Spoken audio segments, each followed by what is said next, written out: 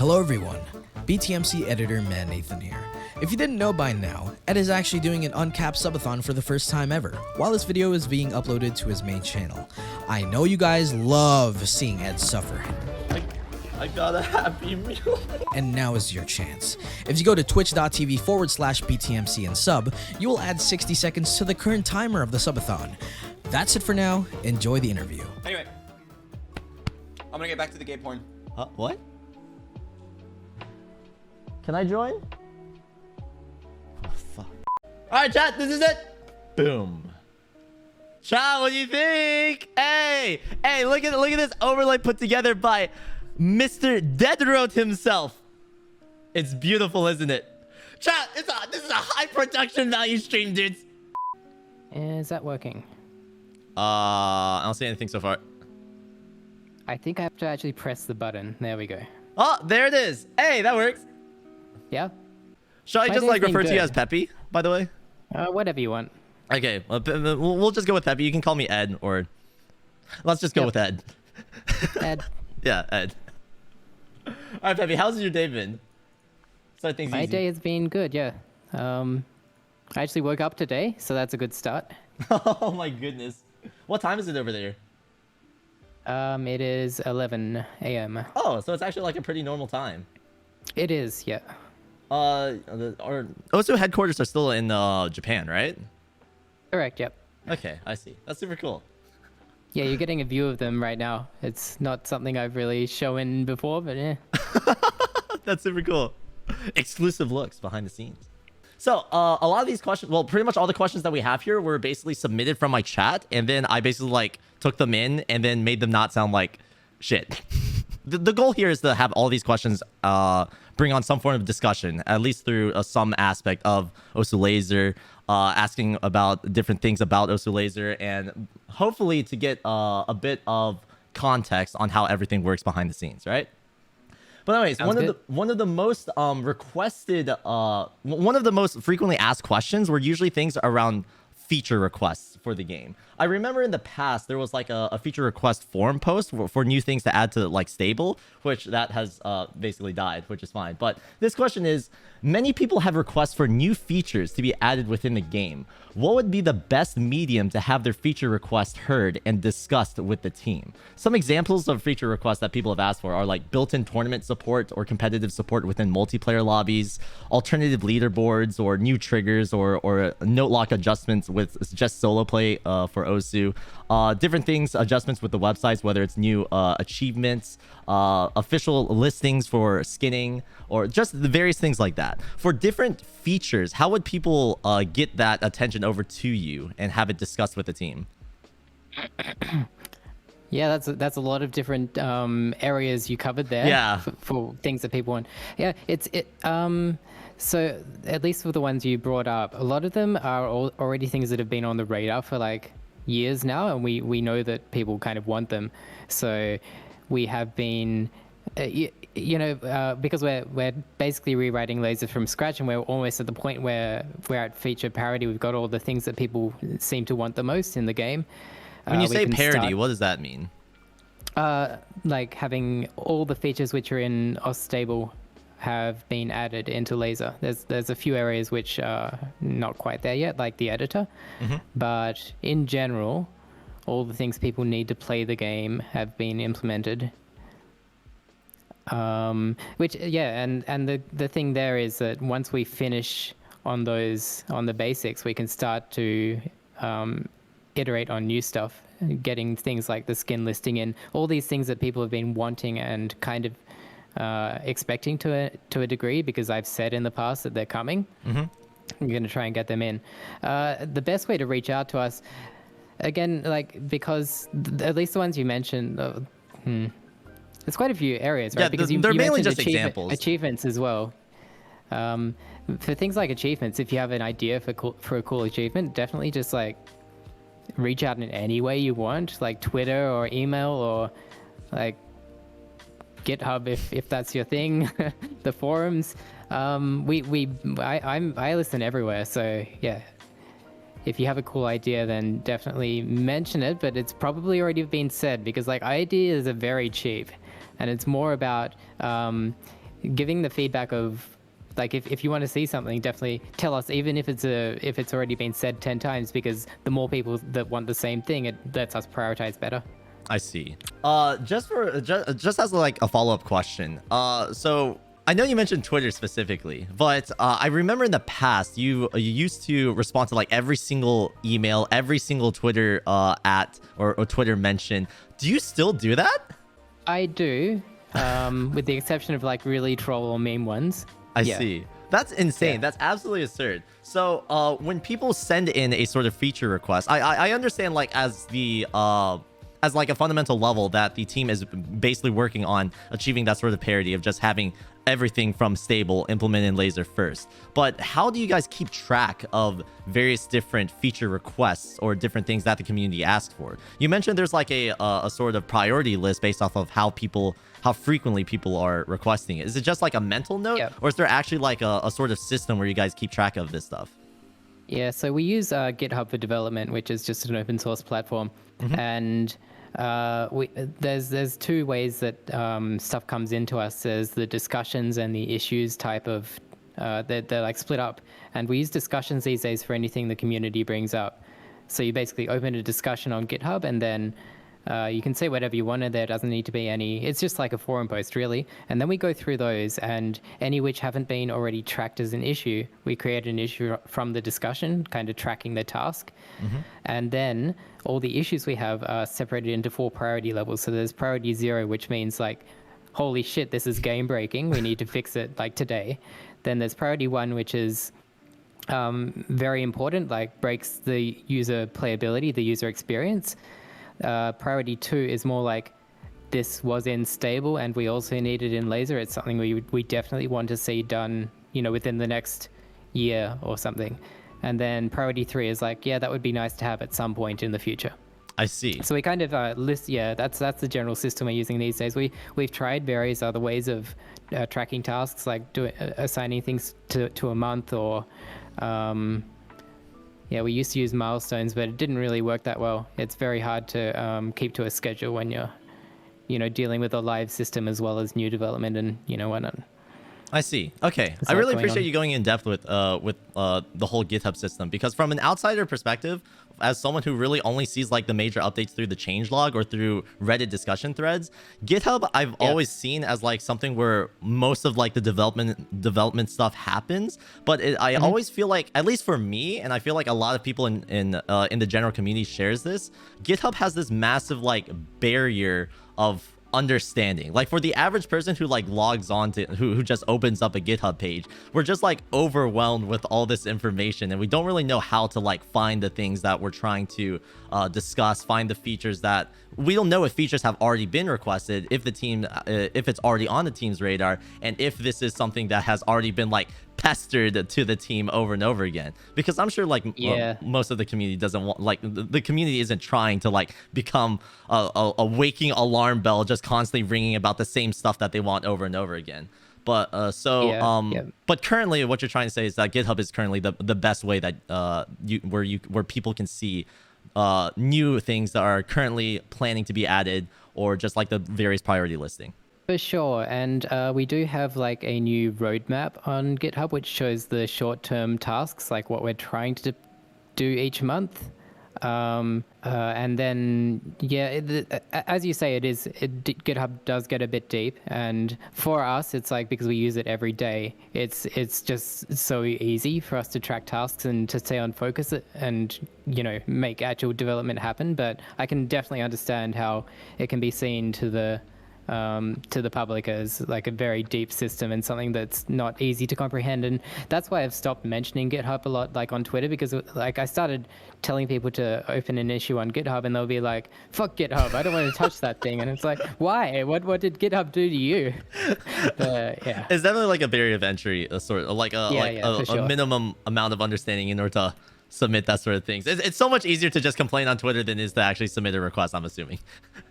I've never touched GitHub myself outside of just downloading various stuff. But and I mean, I don't mind people replying on Twitter. I have nothing against that. It's easy for me to follow.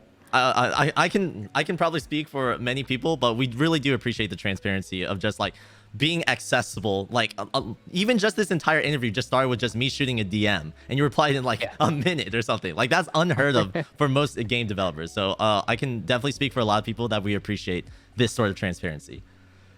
So I think cheers. I think that's a good wrap for the first one. Thank you very much for that. The second question. What are your opinions on the current state of the ranking system? Will it be the same for Osu Lazer given there are different gameplay mechanics compared to stable? What this is in reference to is mainly with like the scoring system, with note lock, which is a major thing of discussion, and pretty much just around that topic of like how will that function with Lazer? Yeah, so I looked over your questions very briefly. I usually don't really like looking at questions beforehand. Sure. And you had some really hard ones in there, so that's really cool. And then I had a shower last night after looking through the questions, and like I had more questions than answers to this kind of Sure, stuff. feel I'm free like, to holy fire shit, back. There's a lot of things that we really haven't considered, and it's always going to be that way because, you know, as you say with Lazer, we're introducing new game mechanics and kind of changing things up.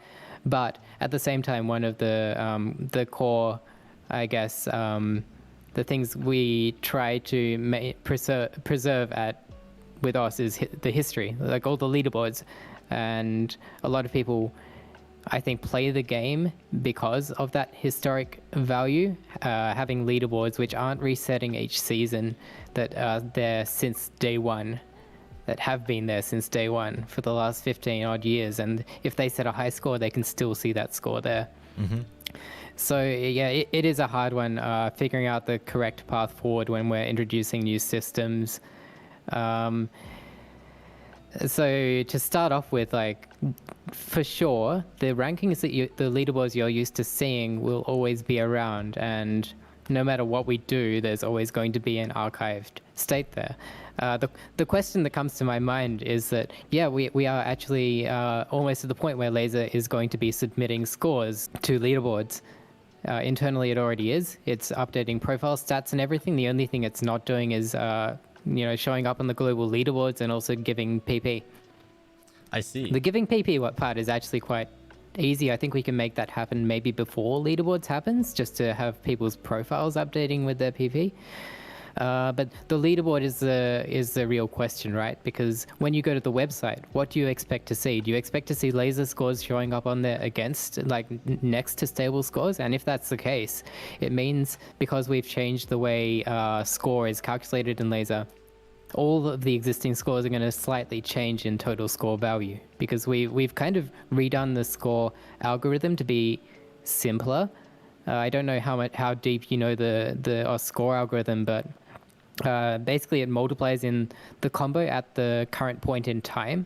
So if you have a miss at like 150 combo into the map, it's very different to if you have a miss at 300 into the map. We've kind of taken that aspect out because it makes it very hard to calculate scores after they've been set without having the replay to play through. Like, you don't know where that miss was in the map. Oh, this is probably combo score scaling. stats. This has been like, I've seen like discussion threads on Reddit about this combo scaling. Exactly, yeah. So you're saying that's like completely removed in Lazer, or is that the goal? Well, okay, so there's like two portions to this, because combo scaling, I think, maybe refers to the fact that scores get really big when there's a large combo as well. Yes. And we're not taking that part out. So in Lazer, there's actually a score display method, and you can choose between classic or standard. I see. Standard is the new one, which is like every score is 1 mil max. Very similar to Mania, if you've played that. I had a bit of a confusion. When I'm thinking about combo scaling, I'm specifically thinking about that in terms of how combo affects PP, the PP end result. How massively combo is implemented so that's with slightly that different. system. I see. Yeah, so I touched on this with the last community meeting we had, which was with Digital Hypno hosting. We were talking about the mod multipliers there. We kind of covered this a bit, but the goal, I guess, going forward, and to an extent how it has been done until now, is that the total score values, the 1 million score or several million score, we don't want to tie that to PP. We want to make the score something which a user can look at and understand just from the number itself. Mm-hmm. Where, you know, with PP, it's kind of good for getting a relative idea of how your play is versus other plays on the same map, but also on different beat maps, because it's like a global kind of identifier, right? Whereas total score has never been that, because until now it's just had combo multiplied into it, so it's based on the length of the map, put simply. But also going forward, we're going to make it like 1 mil total. So it's more like you'll know from the score how good your play was compared to, I guess, other plays of the same map. This is actually similar to what I've seen with other rhythm games, where they almost like Yeah. every single one of them, if you get a perfect score, they always caps out at like 1 million score. So Yeah, and that sort of consistency. I mean, that's, yeah, back can when agree with. because I made a game called Stream, which was like an iOS remember only that. release. Yeah, and I changed the scoring there. That was also 1 mil cap, and it had like combo accuracy and bonus score split out specifically. So at the score screen, you could see the different components. And I did that because I realized that the scoring in Oz was very hard to follow. Like you can't read a score and understand it that well. You don't know the max score. The same with max PP. Unless you see the value, you don't know what the max is going to be. You can guess at it, but that's about it, right? Yeah, that is true. I feel like one of the biggest points of contention in terms of how scores are being calculated, like the actual total score, is the sub community that has developed, which is score farming, where players will purposefully go out of their way to play very long beat maps, very high combo beat maps, for the purpose of adding up as much total score as possible. There's been a lot of concern around it that with this new scoring system with Lazer, that sort of community will basically be crushed. I do recognize that eventually, like, these things do happen, and sometimes that community will have to basically die. Do you feel like there's any way for that objective of a unified scoring system to exist while also maintaining the community of people who do enjoy score farming, basically? Yeah, so I made a off the cuff comment. It was basically like they can find something new to do a while back, and that was kind of a joke. People kind of take me too serious sometimes. So all those score farmers got like in this state where they're like, "Fuck us, I'm quitting tomorrow." But no, my kind of plan to keep that community running and giving them, you know, what they want, is that, as I said, in Lazer, there is a classic score option. Maybe take a look at it when you get a chance. Make sure you're on the latest version, because we adjusted it a bit. I had some feedback from the score farming community on how to make it better, so we've already merged that in. And That's fantastic. yeah, but the classic score, the number is very similar to what you'd expect on stable. So while we are intending to show standardized scoring, the 1 million total as a default, what we will be doing is for the ranked score statistic on profiles, which is what those score farmers generally follow, the ranked score, total score. We'll probably still use the classic score version of scoring for that, which means that not much is going to change. The total numbers might change a bit, like it might be off by 10-20%, but relatively to other people, it should still be working as expected. So worst case, expect slight changes in numbers and nothing else to change. I can't really speak from that community because I'm not a score farmer myself, but I feel like the general idea of like the entire point of a score farm, of someone participating in score farming, is to go for high combo scores and extremely long beat maps that allow for large amounts of scores. So I don't feel like I feel like that would be a good middle ground, just from an outsider's perspective, only because it basically maintains the fundamental idea of playing a copious amount of beat maps with lots of combo to rack up as much score as possible. So I feel like that's absolutely amazing, and I really appreciate you taking into account. I get it to a certain opinion. extent, because like some people just don't want to follow PP, right? They don't care, and that was the original way that the game was played back in 2012 and earlier. It was all about score farming. That was just how you played. Yeah, so there's been like a joke amongst top players that once you become a top player, once you've like achieved everything or become one of the best, that you retire and become a score farmer, because PP basically becomes pointless. You've already proven yourself, right? And score farming just becomes the second best thing. So there's definitely some validity to that. But yeah, that's fantastic.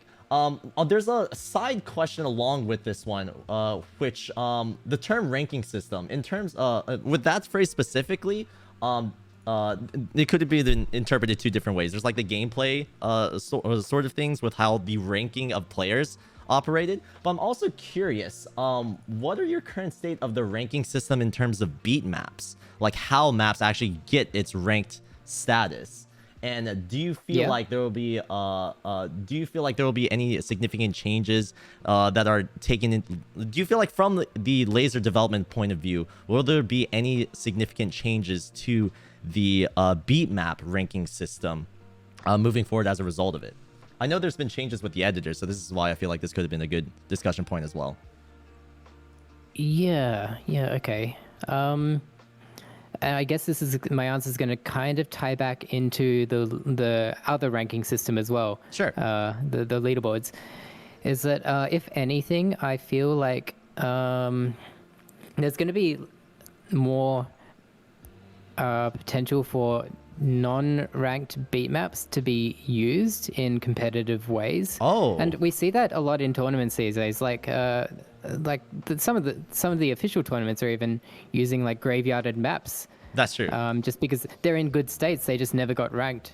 So they pull them out and one of the systems we have in Lazer, and I've probably, for people that have listened to me talk before, I've said this so many times, so I feel like a cracked record, but we have a new system called like playlists where you can kind of create your own leaderboard on the fly, and you can set it to be like 1 day long or 3 months long. And for those, you can actually choose any maps. They don't need to be ranked. And that's the kind of direction I want to push us competitively, is having people making these localized tournament leaderboard things where you could call it seasonal leaderboards or whatever you want to do. Like right now we're running official what we call spotlights on Lazer, where we have a playlist room that has something like 10 beat maps every month or 2 weeks, and people play through those, compete for the highest overall score over all those beat maps, and then we give out prizes for those.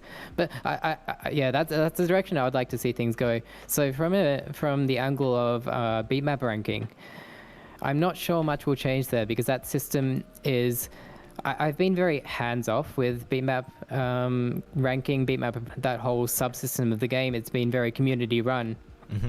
And that's not because I don't want to get involved in it. There's just so much going on there, and I can't keep up.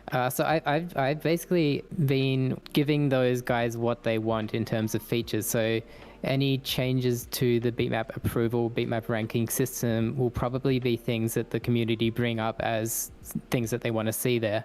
And then we can assess when that'll be added or if it'll be added. With Lazer specifically, like the editor doesn't have the ability to upload beatmaps yet. We're still figuring out the final pieces of that puzzle, because for instance, in the Lazer editor, you can create sliders that are really cool. For anyone that's edited a beatmap before, you'll know that in stable, you can not give sliders different curve types per node selection, but in Lazer you can actually change per section. So people use like external applications to get around this and like coerce the slider to be in the shape they want it to be, but in Lazer you can basically do these crazy slider shapes. In the future, we're going to be adding new hit object types and that kind of thing. So the question then is, what happens to beatmaps that have these new elements? So if we upload a beatmap with a new slider, it's not going to work in stable right now. So it's a lot of the remaining pieces of the puzzle with Lazer is figuring out how to get it to work backwards compatibly with stable, or if not, how to correctly expose that to the community in a way that doesn't, confuse people. That's fantastic. I remember I just wanted to mention that, like, when you mentioned the spotlights, I was actually really excited about that. I only recently started checking out Lazer again. I've checked in with it like every, like, I don't know, half a year or something like that. And watching its progress has been amazing. But the spotlights feature is definitely one of the most exciting ones I've seen so far, just from playing it yesterday. From like a competitive player's standpoint, it's exciting, very exciting. So I'm very excited to see where else I'm really hoping to see it take off. Like right now, there are quite a few playlists up right now, and it's good to see spotlights come back, because they were on hiatus for like half a year, I think. There wasn't that much interest last time we had it running, but this time, quite a few people are getting involved, so that's good to see. It's a hard balance, because from our end, Lazer is feeling better than stable. It's running, it's better performance for most people. There are edge cases like Optimus users. Anyone that has a dual GPU laptops will still have issues, but we're working on that. But to us, yeah, Lazer feels like the better game to play these days. So it's a hard thing to judge of whether we should be getting more people involved in Lazer yet or not, because having more people means like more feedback, more people. By more people, do you mean like a larger active community who are focused around just playing like, Lazer? Because we still keep it like pretty hush hush. We haven't really put it in the spotlight yet. It's not on the download page or anything. So a lot of the time when people like, I get hundreds of emails, and a lot of them are people being like, are you going to add this to the game? And I'm like, oh, we already did. It's in Lazer. And I link them to the install, and they're like, holy crap. I've never seen this before. It's so amazing. Why have I not seen this? That's awesome. I mean, I don't remember where we started that conversation from, but it's fine to go on these different tangents. I feel like this sort of discussion Yeah. is actually the most exciting part of this interview sort of thing. I feel like this discussion of going into different interview. things. Yeah. I feel like this is the fun part, right? Sure. So yeah, just off of that topic to wrap things up. Do you have any plan? Like, is there like any sort of idea for when you feel like Lazer will be in a standpoint where it can be publicly and like more publicly pushed to people to transfer people from stable? Basically like a release in a way, but like a much more public release. Because right now it's just like you search up Mosu Lazer and you find the GitHub. Right? Yeah. Yeah. No, definitely. Like right now, we're in the midst of like this huge infrastructure change, which is basically there's like 600 gigabytes of scored data across all the game modes right now in the database, and it's written in a way where we can't easily add new things. For a lot of the new PP calculations, we need extra attributes listed against the score. So we, like for instance, okay, I can't, there's none that have been implemented yet in the PP system, but consider things like knowing where in the beatmap the misses are, at what hit object the misses yes. are, to make PP calculations a lot more accurate. It's like the difference between missing one very hard pattern in a small, like only a pattern that's very difficult, but it's 3 objects versus a pattern that's very easy, but you miss multiple objects. It's like something like that. Yeah, exactly. And because like in the Beatmap difficulty calculation stuff, we already know where the difficult sections are, the dense sections, like the aim and speed difficulty. But right now, it's a bit of a guessing game as to where the user actually missed in the map. So you can kind of guess that, oh, they probably missed at this hard section of the map, but there's no way to know that for sure. So with that kind of extra information, we can make PP a lot more accurate. Another example would be storing how many times the user paused for, I know in the Mania community, that's a huge thing. Like people constantly pausing to get back their stamina to go through the next section or whatever. That's something that we would be storing against the scores, and we haven't been able to do that now. Another example is that because we're not sure if Lazer is correctly compatible, we may need to delete scores as we roll it out. Like any scores set against this Lazer build need to be removed from the scoreboards. We can't do that with the current score storage because there's no version stored against the score. So these are all like attributes which we want to store, but we can't right now. And it's a huge effort to move that across to the new system, to make us web, to make the score submission, the old APIs, everything needs to be updated to read from this new data storage with a slightly different format. So that's what we're doing right now. Once that's done, it's going to be like, it means that Lazer will be able to submit scores as people are used to. How we roll that out or where we roll that out is to be decided kind of thing. But once that's in, I feel like it's a very good position for us to push Lazer to more users. Like my personal goal is having all the stats on your profile updated from Lazer, because otherwise people are going to get into the game and be like, why is my PP not updating? Yeah. So that's the kind of short-term goal, to get the PP and play count are the 2 things on profiles which aren't updating right now from Lazer, and best scores, I guess. I see. One thing on that topic, this is just like a personal note. One thing I am afraid of is that it'll cause like at least having the two different things of with like the stable scores and then like the laser scores, that it may cause like extra confusion, because I know with like the most recent changes to I think difficulty calculations, where like there was a new there's like a new online star rating and then a local star rating. Yeah. There's like a lot of confusion regarding that of like that's which a huge clusterfuck. Yeah. yeah. So that's I- my big fear, just like hearing about that. But I'm sure Yeah. that's something on your Yeah, radar it's as well. hard, right? That's a very good example you bring up, because we struggled to figure out a better way of doing that. Basically, the difficulty calculation is too OP for stable. Like we've been working on it on the Lazer, like all the server side stuff, everything you see is calculated by Lazer, but stable can't do that. And to make stable do that, it's like porting back tens of thousands of lines of code and making my sure it's God. correct. It's a huge ordeal. So that would be what we need to do to make stable show the correct difficulty calculation numbers, the correct star rating. And we did it for a long time, but Smoogie Poo, who is primarily working on that stuff, he's just like, yeah, we probably don't want to continue doing this. It's just such a huge overhead when we have so many other things to do. So that's why there's now the online star rating, because it's pulling those numbers from the server rather than calculating locally. I see. Depending on like how long stable is still running for, it's probably going to be a thing that will happen. We'll download all the star ratings to disk for all ranked maps, and that way the filtering, the sorting of song select can work again. That's probably the best we can do. The other thing is that Lazer, if you have it running in like a minimized state while running stable, it'll automatically use Lazer as a difficulty calculator and pull in the numbers in real time. So that's a cool thing if you want to try it out. Oh, that'd be cool. Yeah, it's good. It's good for mappers because you can always see the correct star rating as long as you have Lazer minimized in the background. That's super cool.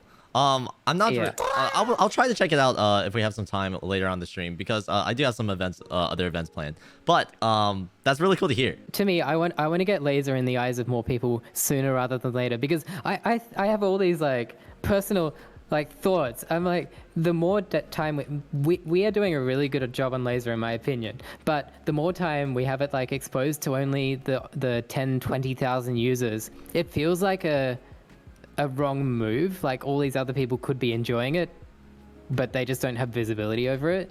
So like we keep it until we're happy with, you know, making the final push or whatever. But is that the right thing to do as a developer? I can sympathize with that in a way. At least like from my end, from just like an outsider's perspective, the main question on like all of our heads is just like, when is Lazer going to be the actual like, when will it be in a position where it actually overtakes stable? That's the question that everyone's like hoping to know, right? I understand like the Lazer has already technically been released, right? But until it gets into the point where players are able to submit scores and compete, I think that's one of the main things with it. Yeah, but that's the other thing, because you can compete on Lazer, right? There are new ways to compete, like the playlist system and multiplayer is in. You can run like Lazer only tournaments these days, because there's the multiplayer actually has a spectate button. You can just spectate games in the game itself.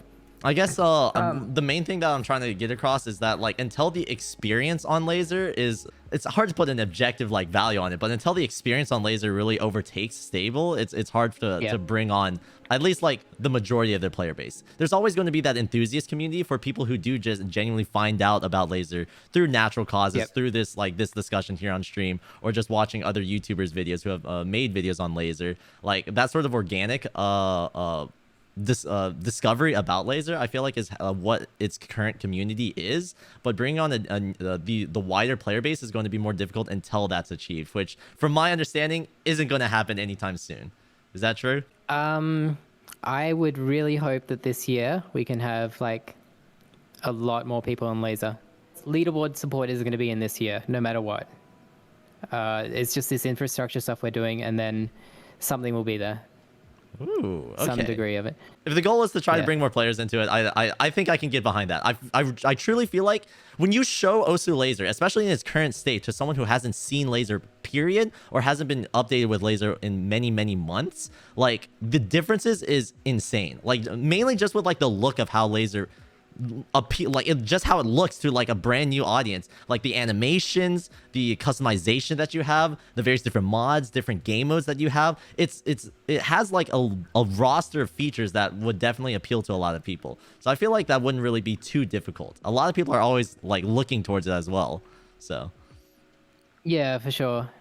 Yeah, I mean, I could go on for ages about this stuff, but it's like, to put things short, my current next task is figuring out the onboarding process from Stable to Laser, which is to say that when you open Laser for the first time as a user of Stable, I want to have a kind of tutorial wizard thing where it gives people the options of choosing like classic scoring, changing the UI scale, all these things which are potentially hidden in Laser. I want to expose them to the user on the first time they set up, so that all these, like, we get a lot of questions of people being like, why does Laser look different, or how can I make it look more like Stable, or why is the scoring different? All those things I want to make it more user friendly for the initial experience, because I think that will make a lot more people accept Laser as the future client. I think that that's a step in the right direction, 100%. Yeah. Okay, I think that's it. Just a quick question: how much time do you have for this, by the way? Not really limited. Oh, It's up to you. okay. Well, like I'm down to keep going until every single question is answered. It's been around 50 minutes and like we're on question 2. So like if you have time to answer them all, I'm down to sit here and listen because I personally find this all fascinating, like absolutely amazing. So if you're down to stick around, I'm down to continue this on until everything is out the way. Yeah, let's do it. Awesome, let's do it. Okay, so I think that's a good wrap on number 2. The third question is, given your most recent tweet regarding how players use offset, what ideas do you have in mind to reform the offset calculator for Laser? Yeah, okay. So this is talking about the local offset, the one you set per beatmap or per player or whatever, however you want to use it. I asked on Twitter to see just how people use it, because I have heard from even Smoogie has mentioned that he uses it in a way which is like sometimes just adjusting for your own play style or how sleepy you're feeling or things like that. It's not necessarily that the map is mistimed. So yeah, my plan for it is that I want to see it give suggestions to the user. So it'd be like after you've played through the beatmap and go back to you hit the retry key or whatever, it's going to pop up with a thing being like, you were overall negative 4.6 milliseconds earlier, and it would be like, click this button to apply an offset to adjust for this.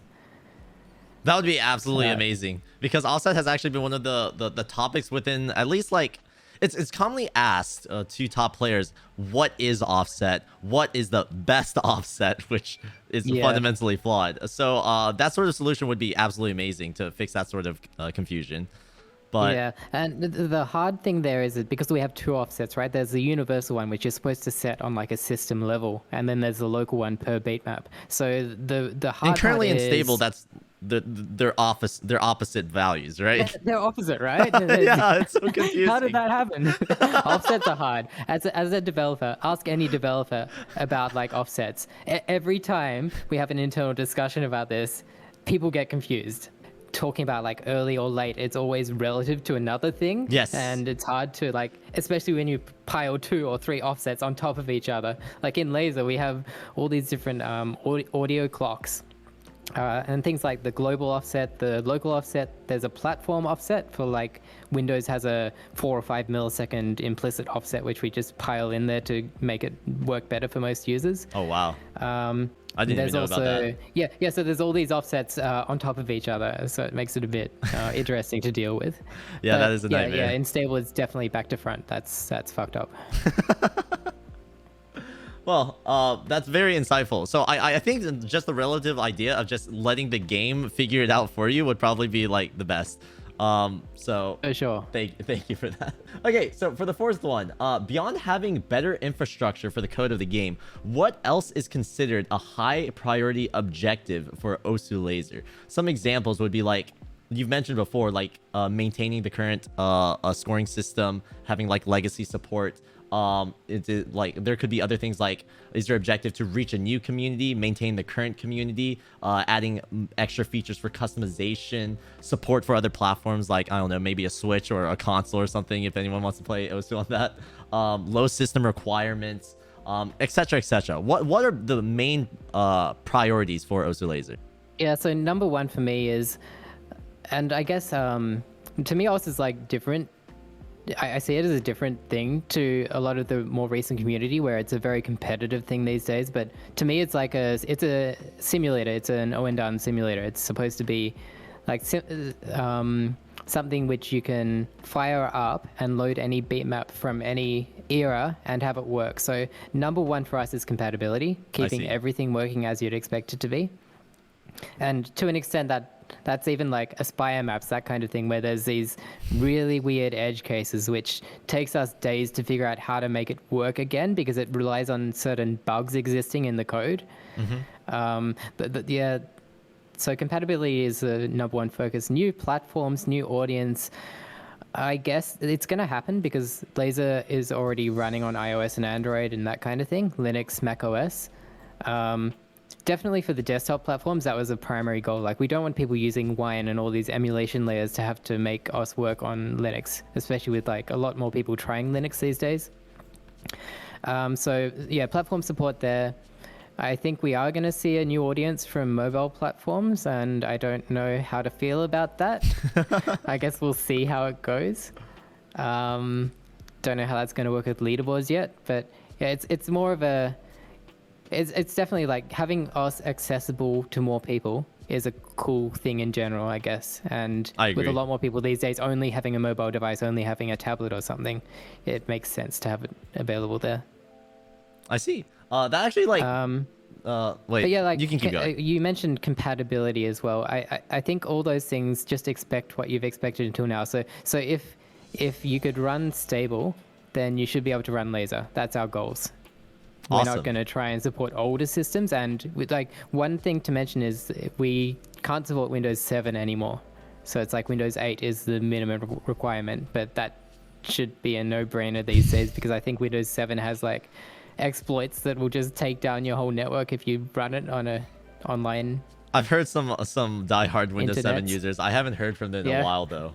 So maybe they got hacked. Who knows? This actually pretty seamlessly transitions into the next question. One of the most exciting features of Lazer is its support for mobile devices. What ideas do you have in mind to ensure that the mobile experience will be just as enjoyable as the desktop experience? So one of the most commonly discussed topics with this specifically is some sort of better way to register faster inputs. So like, have you heard of OSU Droid? Yes, yeah. Right. So like with OSU Droid, you can like aim with one finger and then you tap off screen with that. Yeah, so, we've had that request a lot.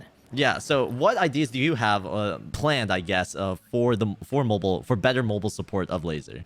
Yeah, it'll be basically what you expect. It'll be like on-screen controls. I see. And the reason we haven't really added that yet is because we want them to be customizable. Like not everyone's going to have their keys in the same place on the screen. Like someone may want to have like tapping on both corners or, both on one side or whatever. So we plan on like making that a very customizable layout. I see. The whole like multi-touch support has been in for ages. We just haven't added that final step yet of adding the on-screen display for it. Recently, Mania actually supports multi-touch now. If you want to give that a try, but yeah, it'll come. It's just like mobile is obviously not our primary focus right now. And I think someone has started looking at the on-screen controls. One of our community contributors. But yeah, it's not a huge priority until we get the desktop stuff up to par because that's our primary goal here is to have Lazer be a replacement for stable. I see. Okay, we can go on to the next one then, because that was one of the main things that I was interested in because I truly feel like Lazer on mobile would be one of the biggest things that could catapult Osu into like a much wider audience. Like being able to basically carry Osu in like on me anywhere that I go, it just sounds amazing. So I'm very excited for that. And it's like really cool because like you can already, I've done a bit of Beatmap editing using my iPad, and it's so fun to be able to do that, like sit in bed, I didn't realize touch screen, and that's insane. I can already imagine like various different things on Twitter of mappers being like, I made this on a plane or something like that. Portable Osu just seems like an amazing idea. So seeing the fundamentals or just like the foundation for that already being there and constantly worked on is very exciting for us. So thank you. Yeah, and the other thing is like people have asked for a mobile app to like look at their profiles and keep up on notifications and stuff, and Lazer does all of that. So it's kind of like, well, we can just drop that and everything's there, chat, everything. That's awesome. The other thing to note is if you're on the test flight, you can already connect, if you have one like a dock for your phone or whatever, you can connect a keyboard to it and just like use that for the pressing and touch with the finger. Yeah, I saw that done for one of the featured artists announcement videos. Peppy incorporated something like that, which was very cool. I didn't actually know that was supported, which is awesome. Okay, moving on to the next one. This is more of a personal question. What is the feature that you're most proud of within Osu Lazer? Yeah, that's a hard one. I don't think there's any like features specifically because I have a lot of things which I know I will be proud of when we get to implementing them. So maybe the best thing I can point to is the fact that all of the website is in the game now. You don't need to leave the game to access like Beatmap info or user profiles. Everything is available in the game, because I was always really annoyed when you click a user and it minimizes the game just so you see their profile. It's a very breaking experience. It's one of those inconveniences that takes away from the experience. So I agree, but I just remember when I first saw that, like when I clicked on like a person that was messaging me and it just opened up their profile in game. That was just it's a very I don't know how to describe it. Surprising, but very, very good surprising sort of experience. I don't know. Like I never would have thought that would be possible. It's kind of like Steam, where you like press Shift Tab and it brings up this like overlay where you can open a web browser. But having such a seamless experience of that within Osu Lazer is insane. Yeah, and a lot of people don't realize, like, because Steam is just a web browser embedded in the overlay, right? But that's it? In Lazer, we've actually done everything natively. So there's no web views or anything. It's all like implemented in the game itself. So it feels really smooth, and it might look a bit different from the web because it's like a completely different implementation, but it does mean we can do a lot more cool shit in it. Yeah. A lot tighter integrations with it. That's awesome. I was very curious about this answer because there's a lot of different like things that you can talk about. There was like custom rule sets, which I also found was very, very cool. Just seeing like community generated game modes. I was gonna bring that up. Having like the website integration is really cool as like your favorite feature. But what are the other features that you're just proud of in general? And it doesn't even have to be features that are currently implemented. Just features that you're excited that you're currently working on, that you're excited for the community to see once they're ready to launch. Yeah, so I mean, the editor is there's a lot of areas in Lazer where I have had stuff I've wanted to fix in stable for so many years, and it's been fixed. So it's all like very small stuff, but it all adds up to. I just feel like, to me, the thing I'm most proud about in Lazer is the code base, like how well structured everything is. And a lot of people come in like the first like new developers just wanting to check out the project or wanting to make a change, and everyone is very positive about how the structure is and how easy it is to work with. So I feel like maybe we've done a good job there. Where like that's the main thing, because that's the whole reason Lazer exists, is because we didn't want to work with a stable code base anymore. It was just too hard to add new stuff to. So for me, that's the most proud thing, is that we're still going to this day and not swearing at the code base every day. Like, it's very rare these days that we're like, why was this done this way? And usually if we do find something like that, we'll just rewrite it, fix it up on the spot, so it doesn't stay with us into the future. Do you follow League of Legends by any chance? Not recently, but I used to play. Oh, I'm sorry to hear that.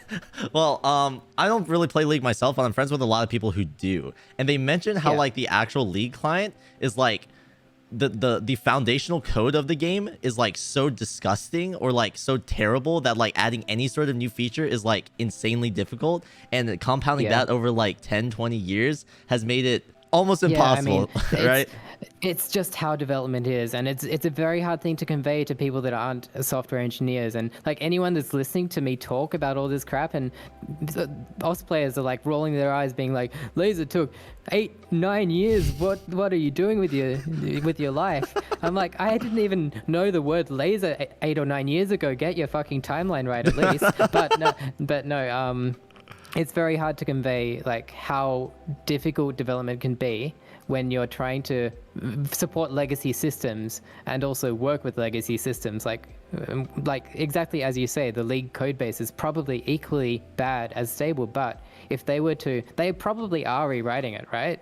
There's probably an effort internally for them to do a similar thing to Lazer. I heard they introduced like a new thing for mobile device that's supposedly the rewritten version of it, but because because it's rewritten, it doesn't have the same feel as the base game. And many players don't want to adopt it. It's the same fucking thing with Lazer. Like that's one of the reasons why I haven't pushed it out, is because I wanted to feel as good as stable does, and all these little nuances, like because I put a lot of consideration with the user experience in stable. Like it may not look amazing, but it sure feels good to use, and all the shortcuts, the way things interact with each other, the no delayness of a lot of the ways you can interact with the game. Like you can like queue up key bindings to get into the game from the main menu. That little things like that, which all add up to like a really good experience. I want to make sure the same thing is applicable to Lazer, and that's one of the harder things to achieve. Like I can still go back to stable these days and be like, that feels really good compared to Lazer, I better go fix that, kind of thing. This is just like a thought that popped into my head, but I remember something. I don't know how accurate this is, but I've heard a rumor that like you had a opinion that at least top players couldn't perceive any sort of like latency difference beyond a certain extent, and that was like a massive discussion amongst people, because you were saying, past this point there's no difference, but top players were all saying, yes, we can all feel it, and this feels like shit, or this feels like amazing, all the changes that you just made completely reverted, etc, etc, etc. Do you still stand by those opinions, if they were true? So I am very, very sensitive to latency myself. Like I can tell you the difference between 144 and 165 hertz screens within a second of looking at one. So it's a kind of thing that's very close to my heart, but I also know the limitations and when it starts to become more of a placebo effect, and especially when we're looking at raw like frame numbers and compared to monitor refresh rates. There's a lot of misconception with how everything fits together, I guess. And what I really want to do, because I'm sure there are people that can sense even lower latencies than I can, and the funny thing is when people are like, you don't play us, you can't understand what we're seeing, which is a very common thing to hear. What I want to do once we get Lazer out, I want to like have either a mode in Lazer or just analytics running in the background to like test this theory and have Lazer adjust the latency. Like in audio, you would call it like a double blind test. Basically, you would expose the user to two different scenarios and see if they can tell the difference without knowing like which one's which. So I want to do a lot more of that with both audio and visual latency, just so we can get like general stats from the community, or no, not general. We're probably gonna have to make it like top 100 players, otherwise people will be like 6-digit, don't know how to play the game. But yeah, no, I want to do that kind of study just to get some stats out there so people can understand that maybe it is actually placebo, or maybe I'm wrong and it all isn't, and people can tell the difference between 1 and 0.5 milliseconds of screen latency on a 16 millisecond update screen. So the reason why I bring this up is because I identify with that camp of people who can register that sort of difference. So I'm trying to figure out, okay, since you do stand by that sort of opinion, what can I do to prove it to you? So that double blind test, I feel like, is the key to this answer. So if sure. we had a test where I had a bunch of top players gathered around here, there's a couple of them in the LA area, so I could probably bring them in. If I had Osu running capped at 240 FPS, capped at 960 FPS, which is like the limited, the optimal, and then unlimited. And if those players were to be able to successfully identify all three of them, would that convince you? Would that be enough to convince you? Definitely the 960 versus unlimited. 960 versus enough. unlimited. 240 is on the edge. Okay, in Lazer always by default runs its update thread, because Lazer is multi-threaded now. So the draw thread, the update thread, the input thread always runs at 1000 hertz. I see. Update thread runs at 2 times your refresh rate. So in the case of 240 hertz monitor, it would be 480 FPS. So I would be happy with that as a test. 480 versus 960 versus unlimited. Could you restate that just so I get it down? Yeah, so to put things simply, on stable, everything's on one thread, right? So 240 is a bit low. So you feel like people could tell the difference between 240 and unlimited on the 240 hertz monitor? I would say that a very sensitive person can tell the difference, because I definitely It's night can. and day. Yeah. At least with me. But from 960 to unlimited, you would be struggling, I guarantee. But if players could tell the difference immediately, would that convince you? Who knows? Maybe every single one of us is going to blunder, and you could be completely right. But I feel like this could be a very good opportunity. That's to engage the in kind of test I'd be very, very interested to see. In fact, if you can make that happen even without me getting involved in making an actual system to do it, then I would definitely be interested in that. Sure. Okay. I'll see what I can do. Yeah. I just think that would be fun in general. Okay. Definitely. Importantly, the other options are you need to figure out whether you want G-Sync on or not. Oh, I always have G-Sync disabled. It's terrible. Disabled. Okay. It says it adds low latency for the sake of no screen tearing, but I can feel it immediately. It's terrible. And you feel it at 960 hertz? Well, my monitor is at 240 you will be hertz. able to, yeah. Yeah, okay. Okay. You'll probably be able to feel it no matter what. But yeah, latency is a really fun topic, and I'd love to hear more from you. Yes, it's all about like different like the hardware that you use, and then your sensitivity to like to the game and like to your peripherals and things like that. It's a very almost subjective discussion, but I'm very curious to see it.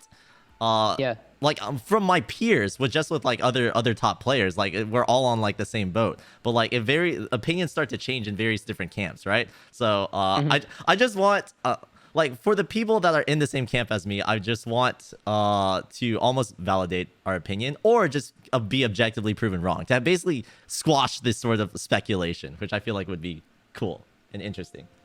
For sure, yeah, and Microsoft has actually done studies on this, and they found that 1 millisecond was the cutoff for perception. But yeah, I'm not 100% sure on that either. But that's just one point of data, right? On to the next one. What does the Osu Lazer team look like? Are there different departments or teams? And is there anyone specific that you would like to highlight, and why? So we're a very small team. The actual full-time devs working on Lazer is just 2 of us, Smoogie Poo and myself. Oh, wow. And we do have some very, very competent community contributors, which you could basically consider to be full-time, even though they're just doing it in like their off hours. Like, what do you call it? Like a graveyard shift. Like this guy called Spaceman Atlas, he just spends every weekend streaming like Oz Dev, and he's done some amazing work. Like he's done a lot of the editor implementation. He's currently working on a new mod overlay design implementation, which is going to be the mod select screen. That is, it's going to blow people away. Obviously, that's Flight's design, and you could say that Flight is part of the team to an extent. That's our designer who makes all the designs for us. I'm familiar with Flight. But yeah, we're a very small team. We don't have departments or anything. Less devs is usually better, I think. I see. It's very hard to scale a dev team up in size without losing a lot of productivity.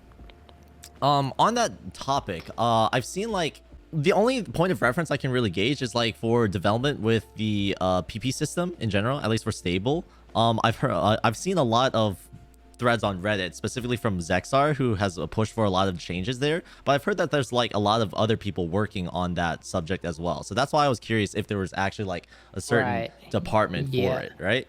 Yeah, so the whole PP and diffcalc subsystem is, I guess it's 100% community driven these days. We do give them what they want when they need it, and Smoogie Poo does quite a bit of interaction with them. I mean, my one of my goals with Lazer or OS development in general going forward was to push a lot of it into the community's hands, because that's how I've seen the game until now. And the only thing about the game that wasn't involving the community is the source code, and that's why Lazer is open source and now anyone can jump in.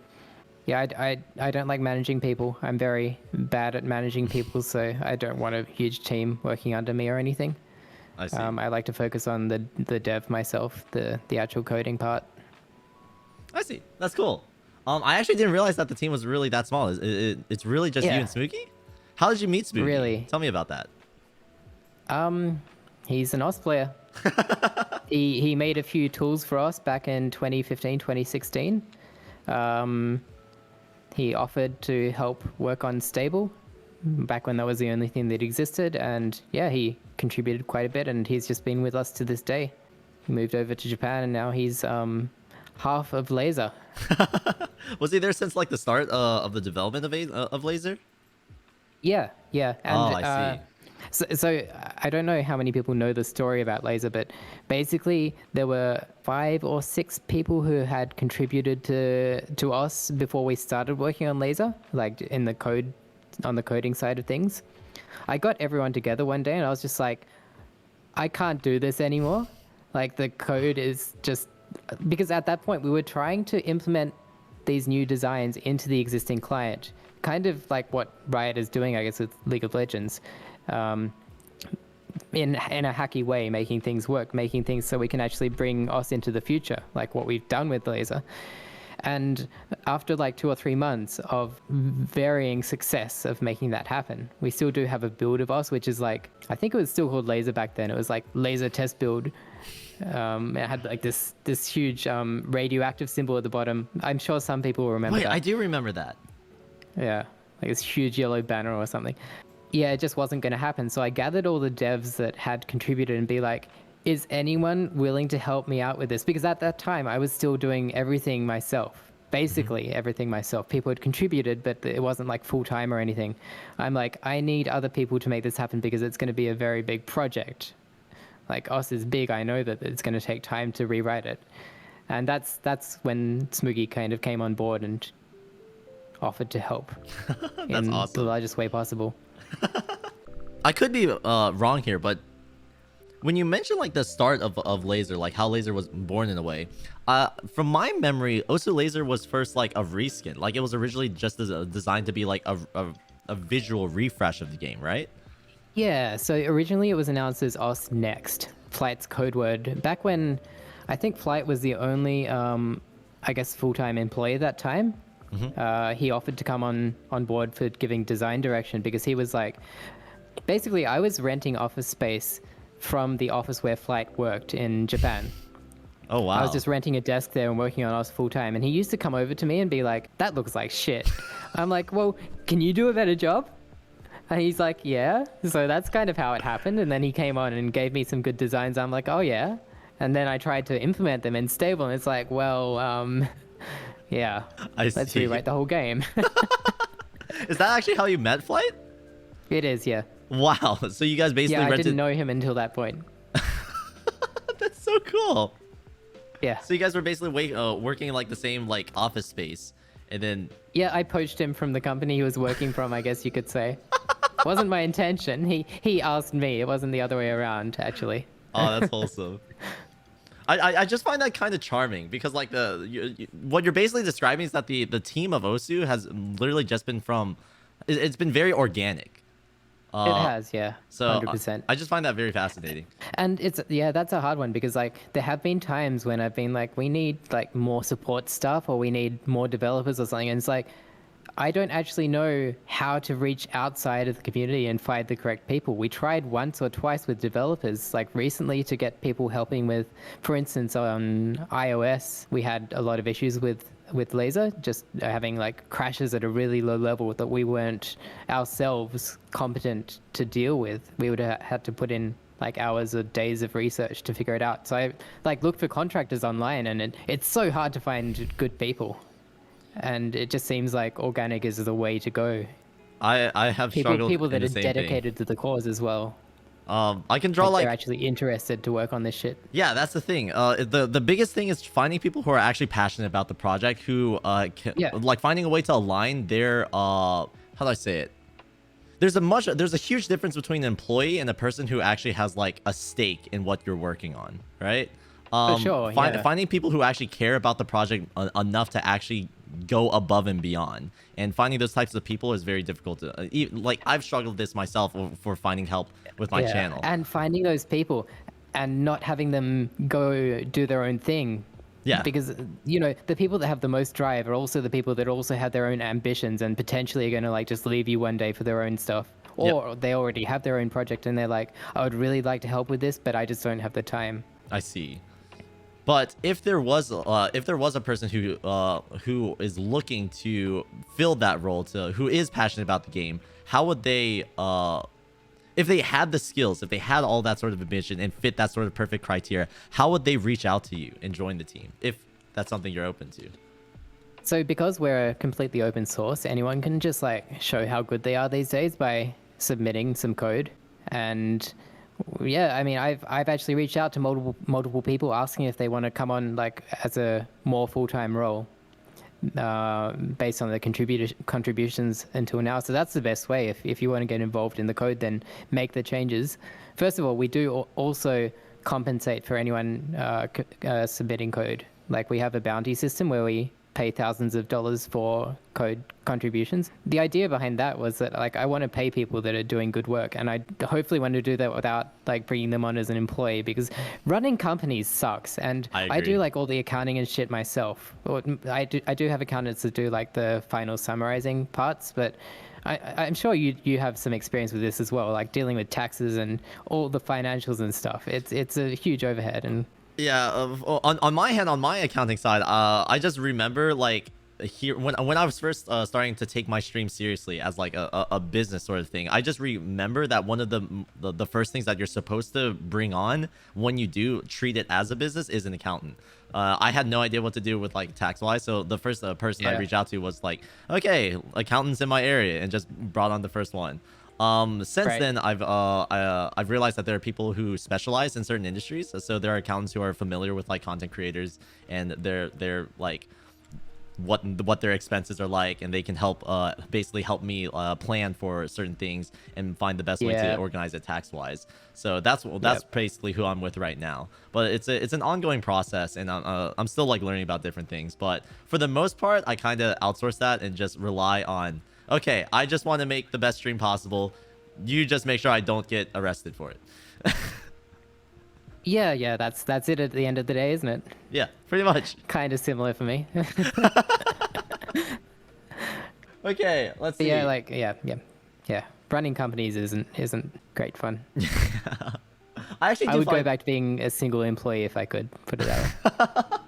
Self-employed. That would probably be impossible, given the current scale of the game, wouldn't it? Yeah, because we talked about the Lazer team, but there are also 3 other people working on the web side of things.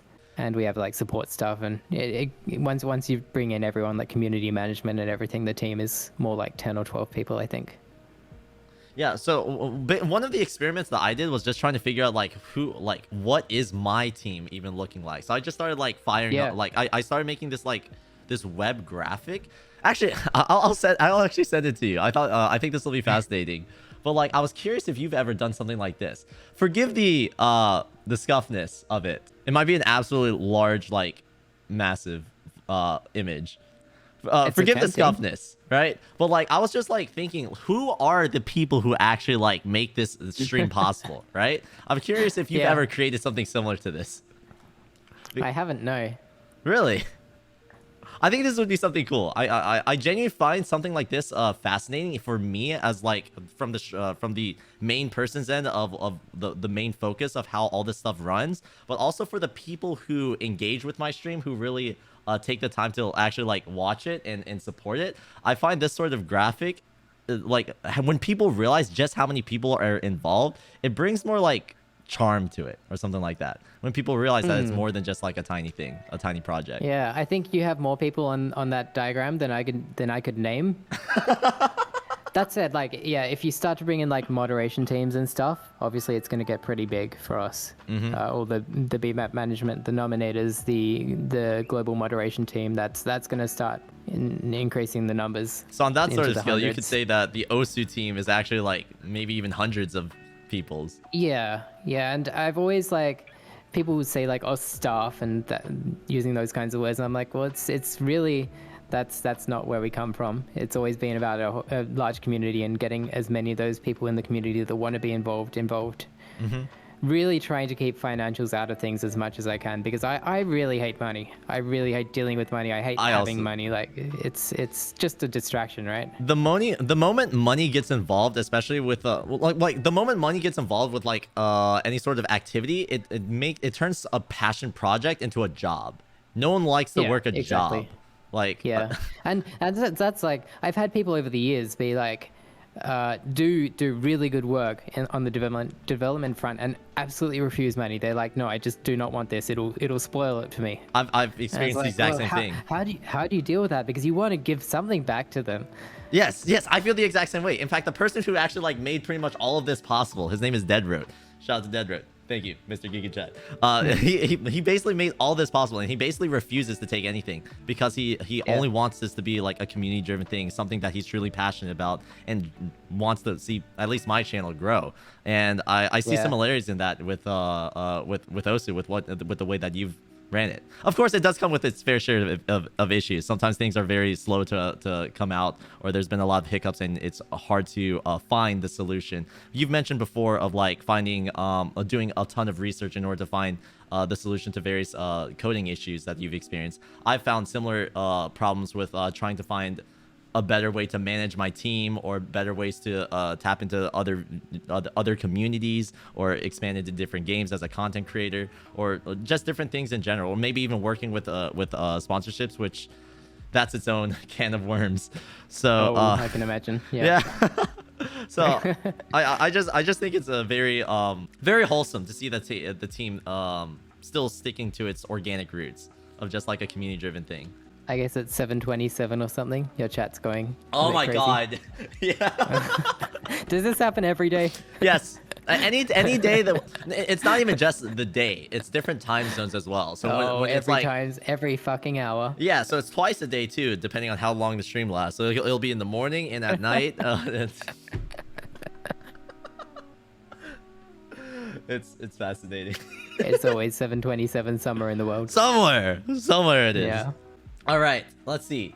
For the next question, since Osu Direct will be free for non-supporters, what would the direction of Osu Supporter go in? What alternative methods will there be to support the game outside of merch and supporter?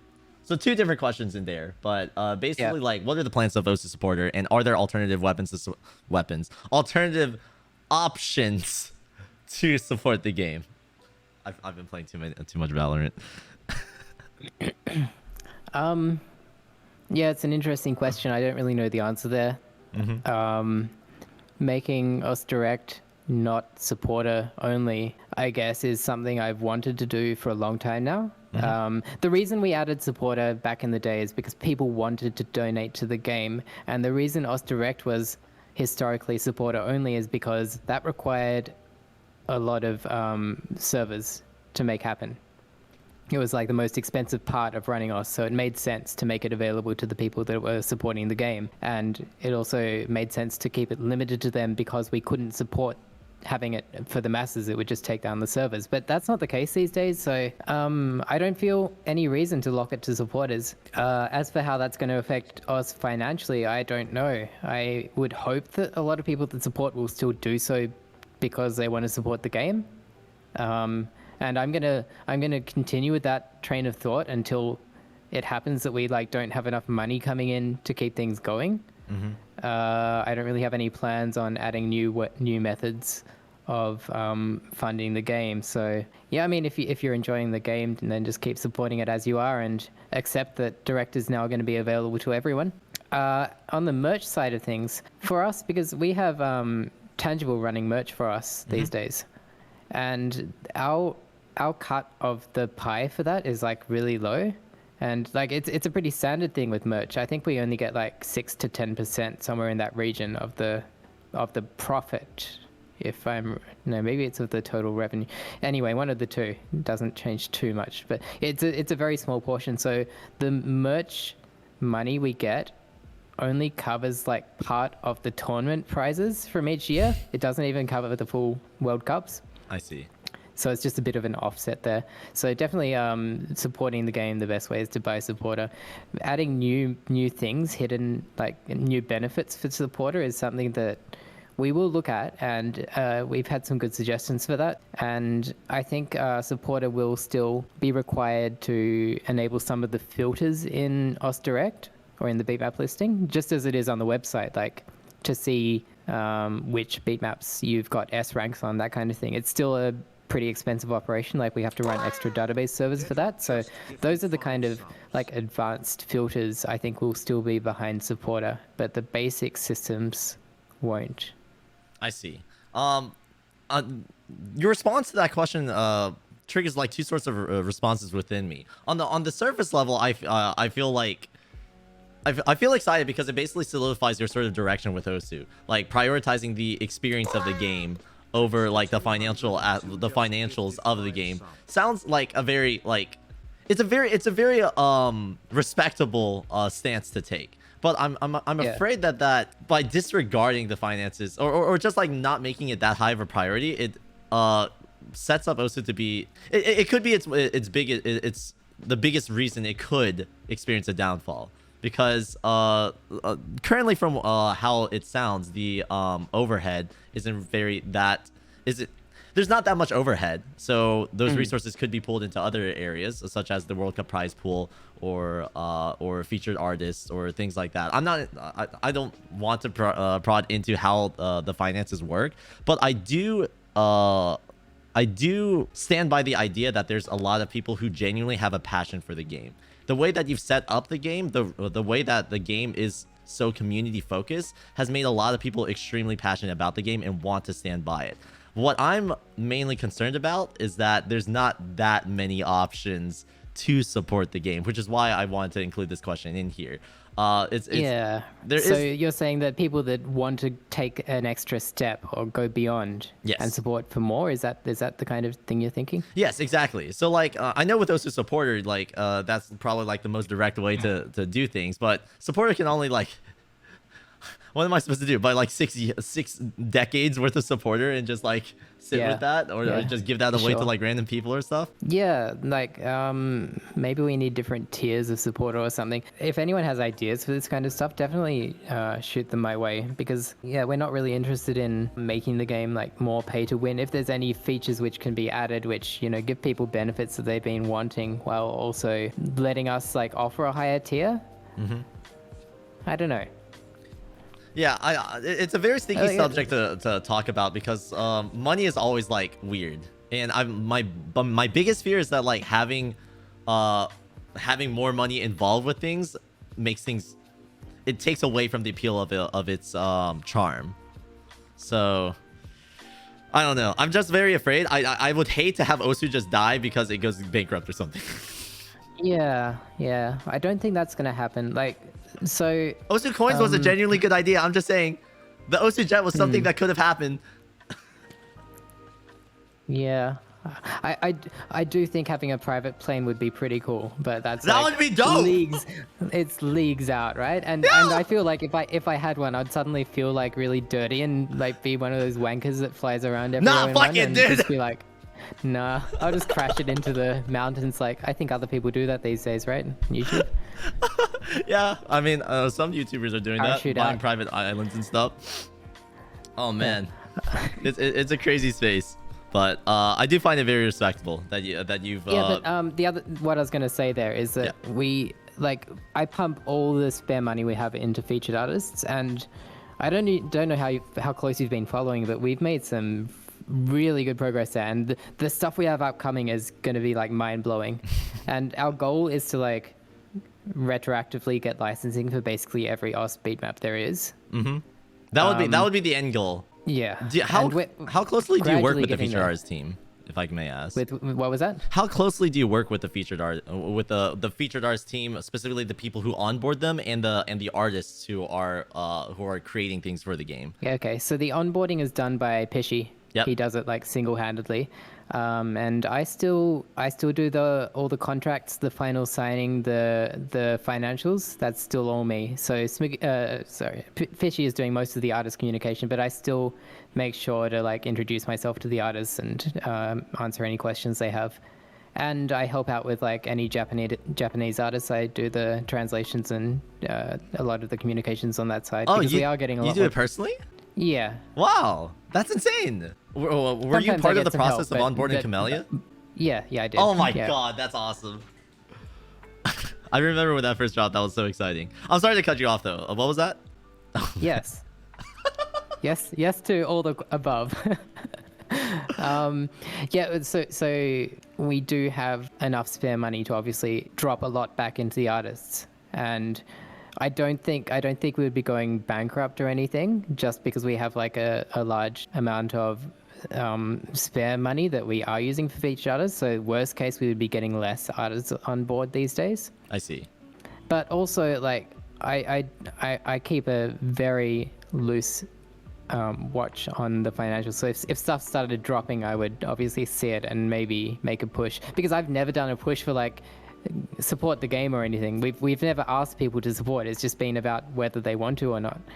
So if we saw stuff dropping off, I think if it was actually going to be an issue for how we're running things until now, we would probably do something about it before it was an issue, or at least attempt to.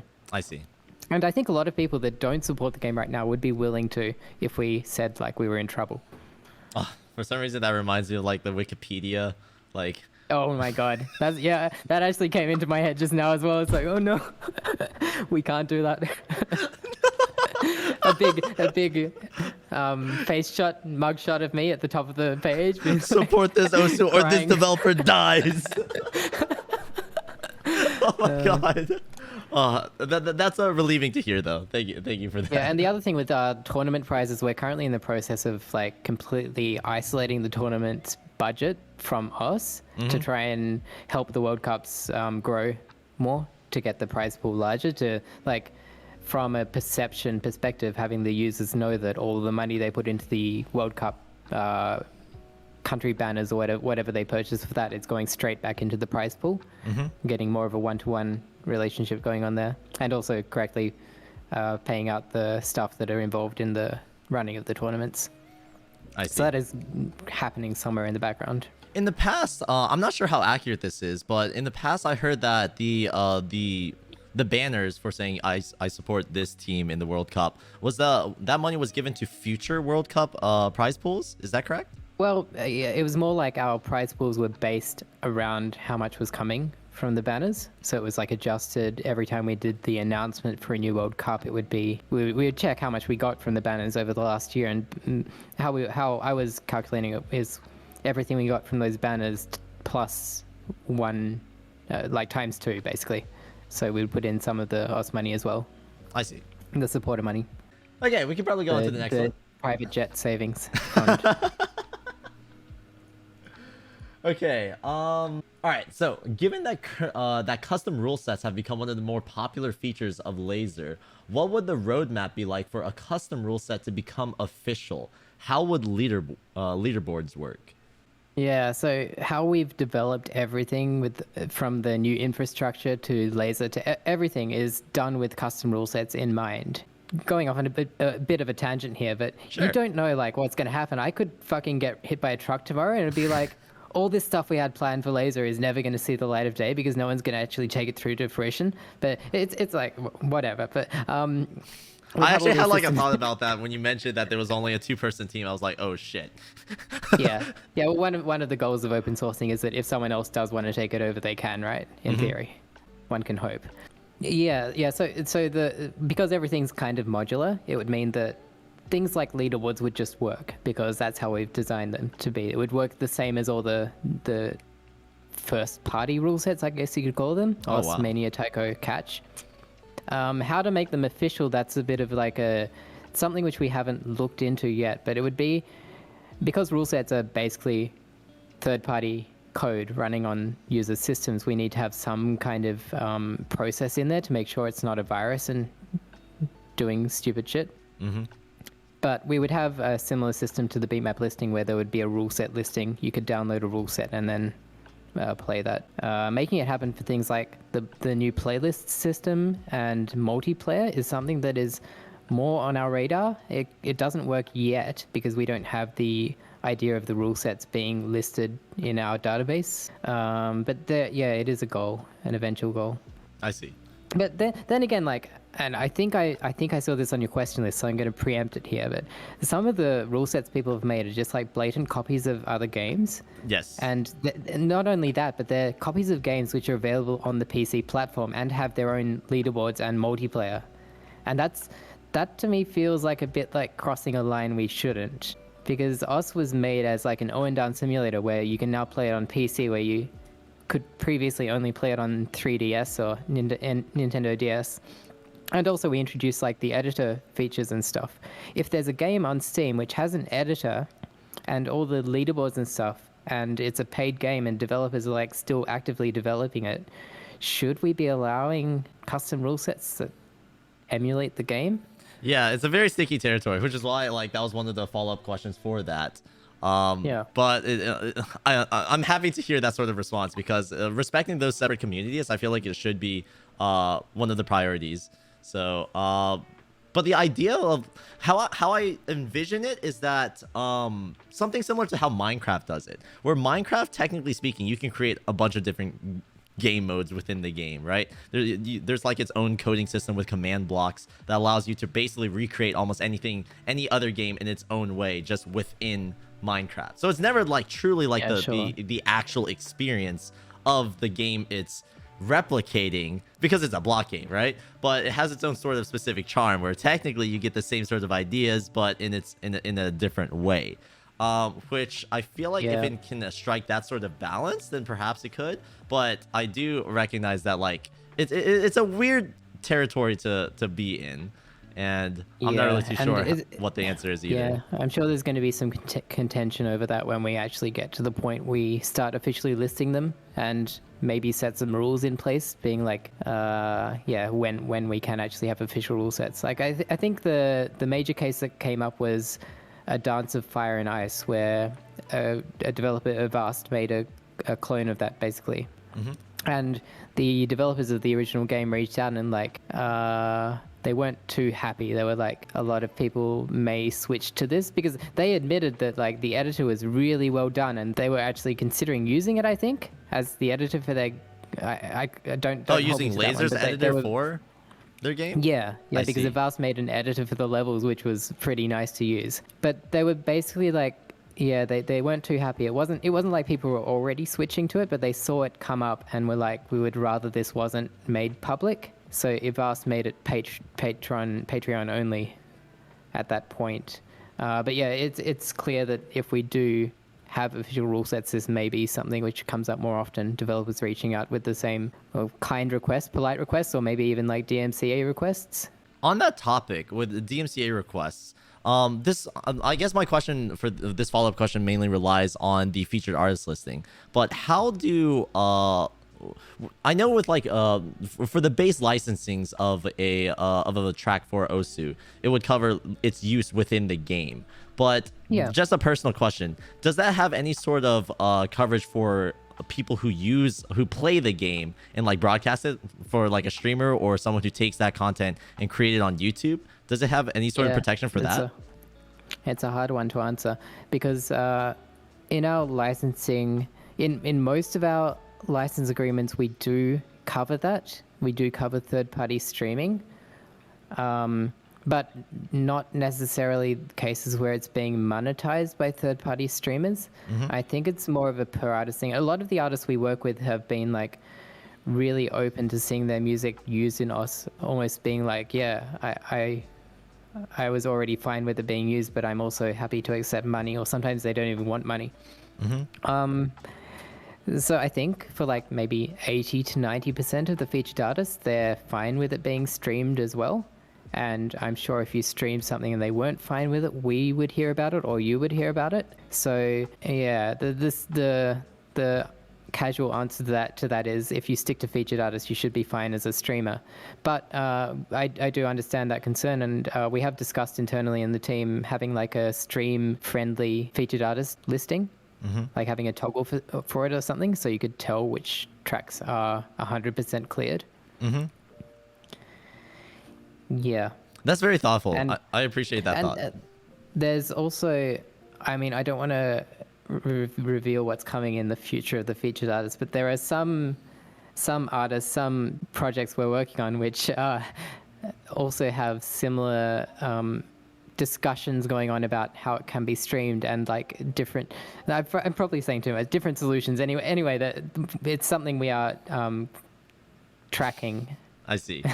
As a task, yeah. Okay. Because it's a very common thing, right? Streamers want to know if they can stream the game or not, and at the moment it's like, yeah, you can use featured artists, and they're like, well, but is that okay to stream, or is that just okay to use in the game? It's a very like weird discussion, because for a lot of people, when they hear of like a featured artist on the game, I personally feel like, based off my assumption, that just because it's like officially licensed in the game, that doesn't give you as a creator explicit permission to actually like broadcast it. And these days a lot of games have that, right? They're like stream friendly mode where all the music just goes away. Yeah, exactly. Gets replaced with like Beethoven or something.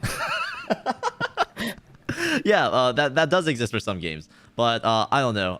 My biggest fear is that like that sort of like misinformation can give people a sense of what's called a sense of security that is ill-informed. Like for me, for instance, for myself, like I understand that I'm walking a landmine every single day, but I'm fine with that.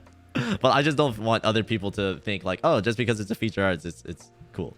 Right, but I also operate on like on a similar thing where like if there are artists that do have a issue with my use of their content in their game, I do hope and believe that they'll like reach out to me first, which isn't always required, but yeah.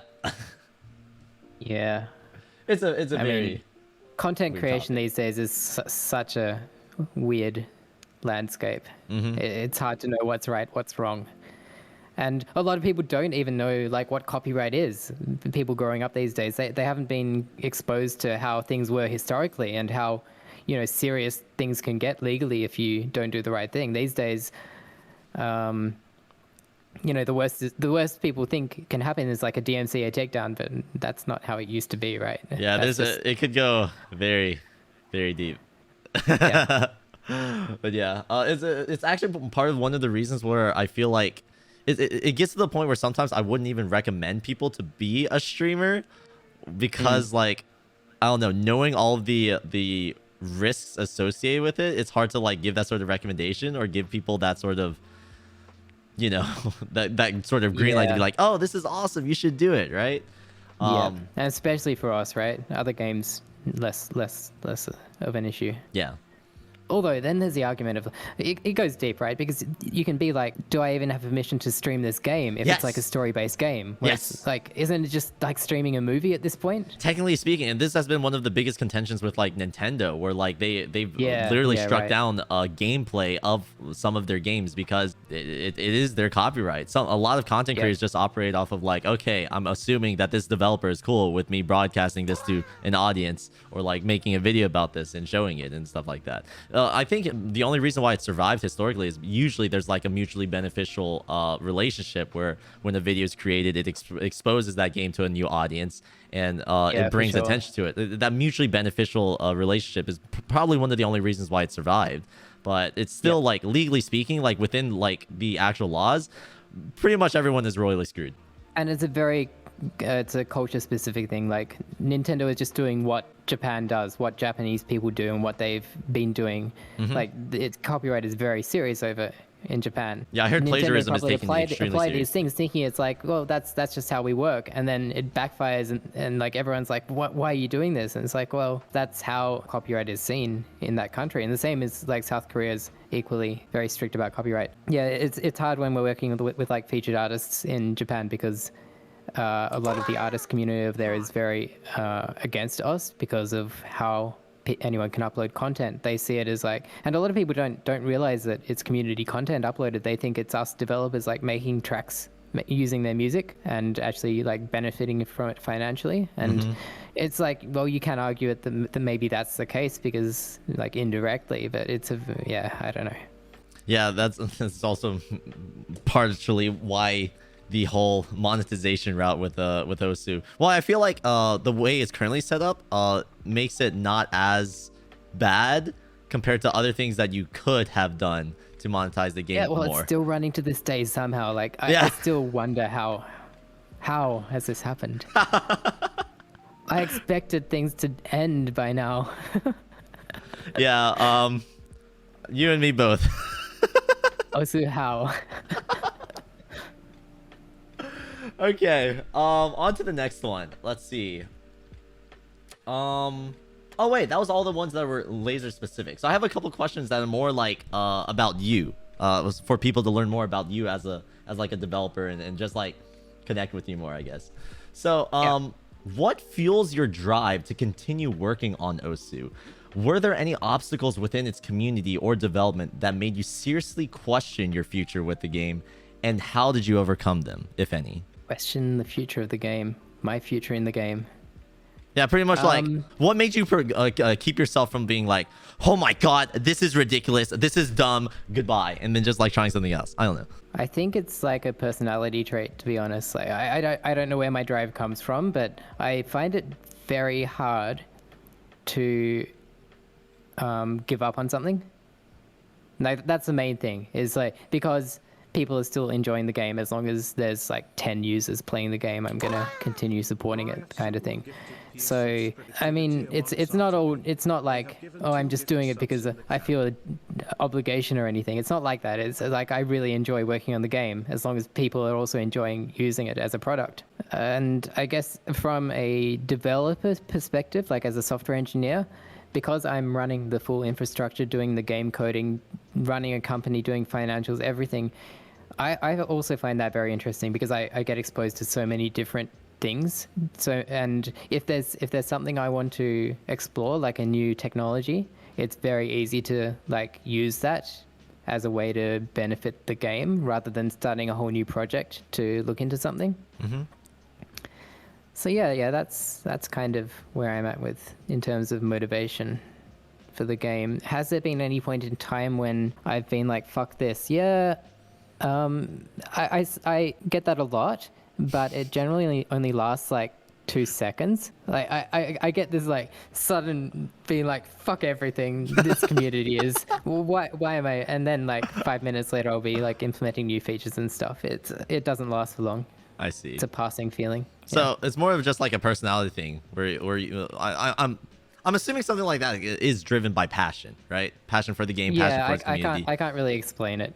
That's fine. I have a friend who used to work at Google, and he's like this insane guy that was responsible for like one of the Wii or Nintendo like rootkitting it.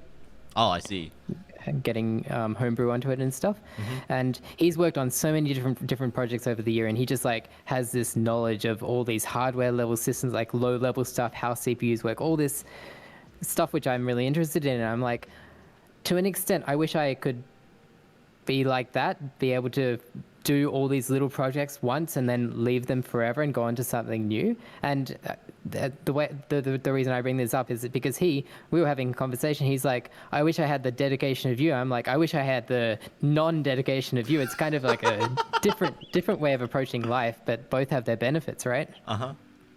Like, even if I wanted to work on a new project, I don't have the time to do so, and I wouldn't be willing to do so because, you know, us is my focus. I find that really respectable because I also see that sort of well, given this context now, like bringing on this context, I also have like this sort of admiration towards that sort of drive, because working on a project for so long and having the willpower to continue on with it despite experience large obstacles and actually going through to continue working on it to fix and go and overcome those obstacles takes a lot of willpower. And you mentioned it as a personality trait, but I find it very respectable, so I find that cool.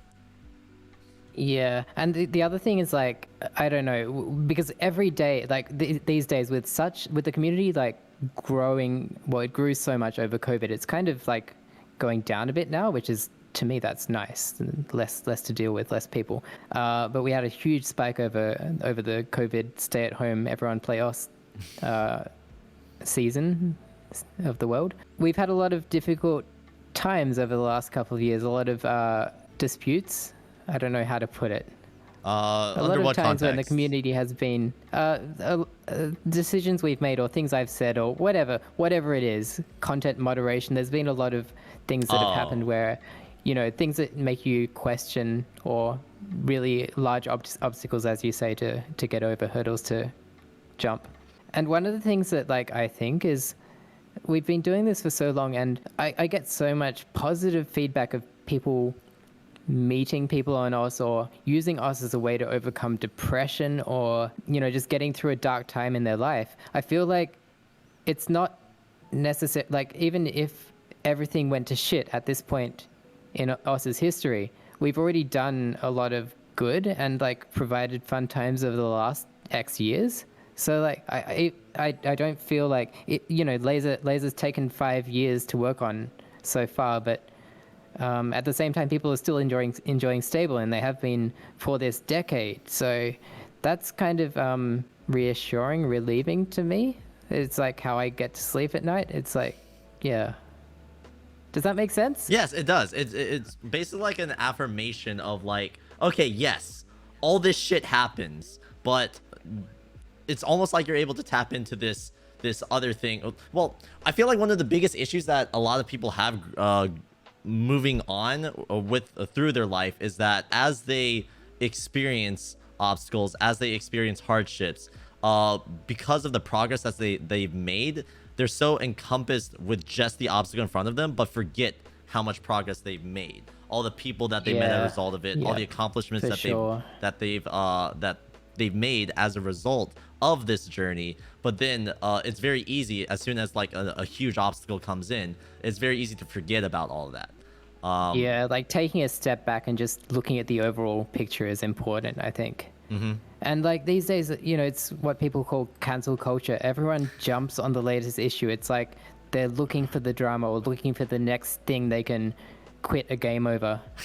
I just find that it's from our perspective, well, from my perspective, all it is tiring to me, like seeing the same thing happen each time we make a change to the game, or each time someone says something that could be read the wrong way, or actually says something bad, or, you know, it just gets tiring seeing this constant backlash. I have my own personal thoughts about cancel culture. I definitely don't support it, but well, I've made like some discoveries about it that I think are pretty fascinating about how it operates, I guess. Because there have been many instances of where like cancel culture has been applied, but different results have come out as a result of the individual's decisions. Like for the perspective of a person being canceled, it's really on them, for them to determine how the cancellation happens, whether or not they survive it, or whether or not they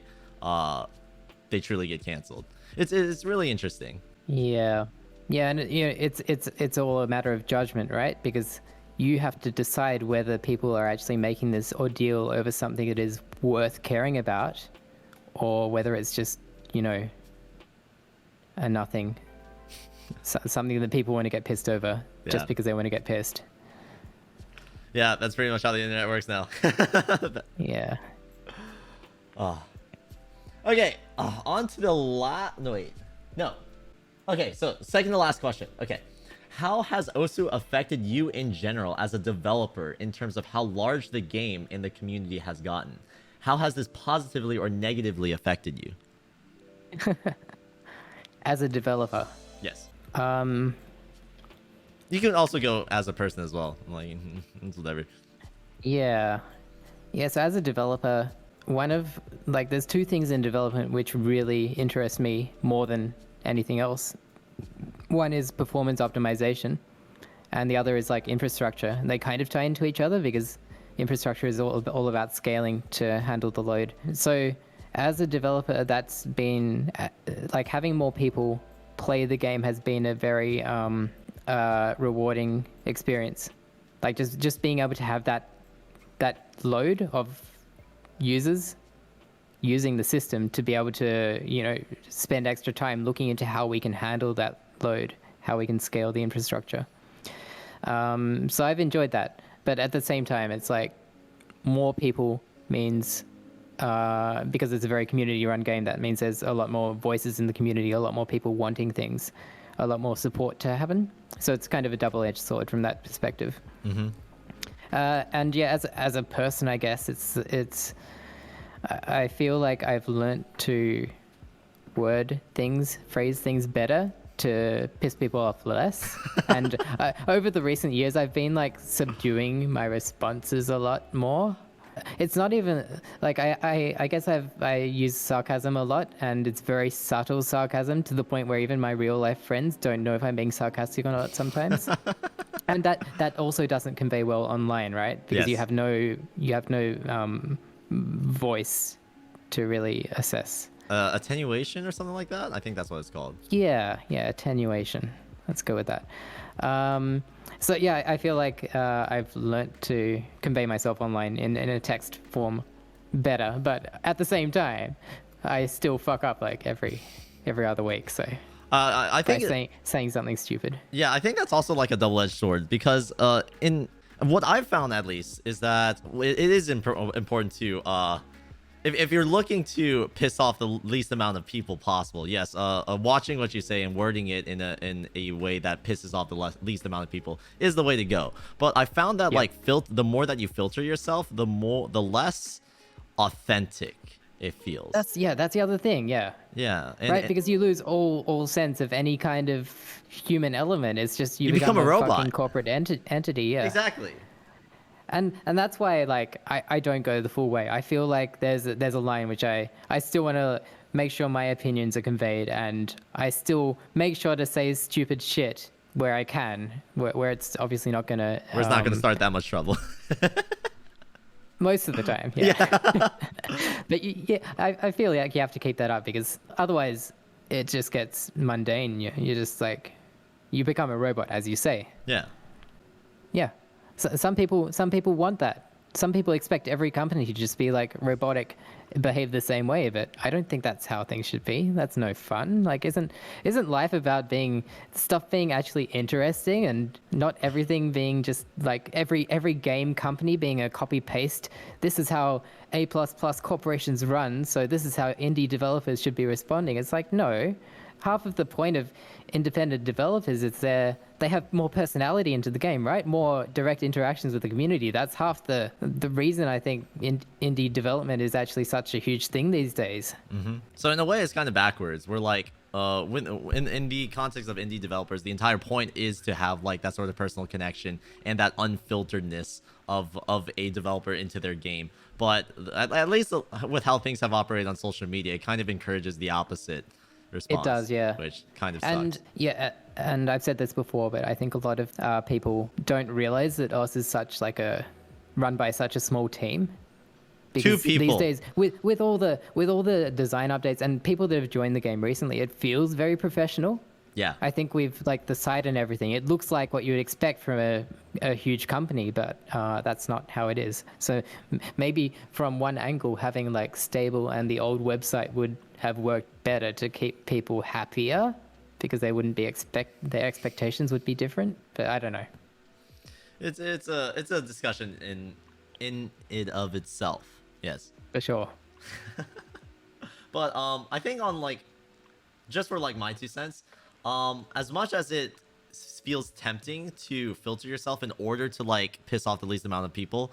I find that like it's all about what type of audience you're trying to appeal to. If you're trying to appeal to absolutely everyone, that's how you become a robot, a corporate entity, the etc etc. That's why you see so many like companies starting to hire on like social media interns that just like goof off on their social on their official Twitter accounts. And some people seem to love it, but some people you can like see through it and they're like, yeah, they're doing this on purpose. It's such a weird thing, right? But sure. I think it's all about what type of community you're trying to reach. I think being selective about the type of player base that you want is okay. That it's okay if you don't appeal to absolutely everyone, and that sort of niche audience that you do appeal to not only makes it more fun to you as a creator, in this case as a game.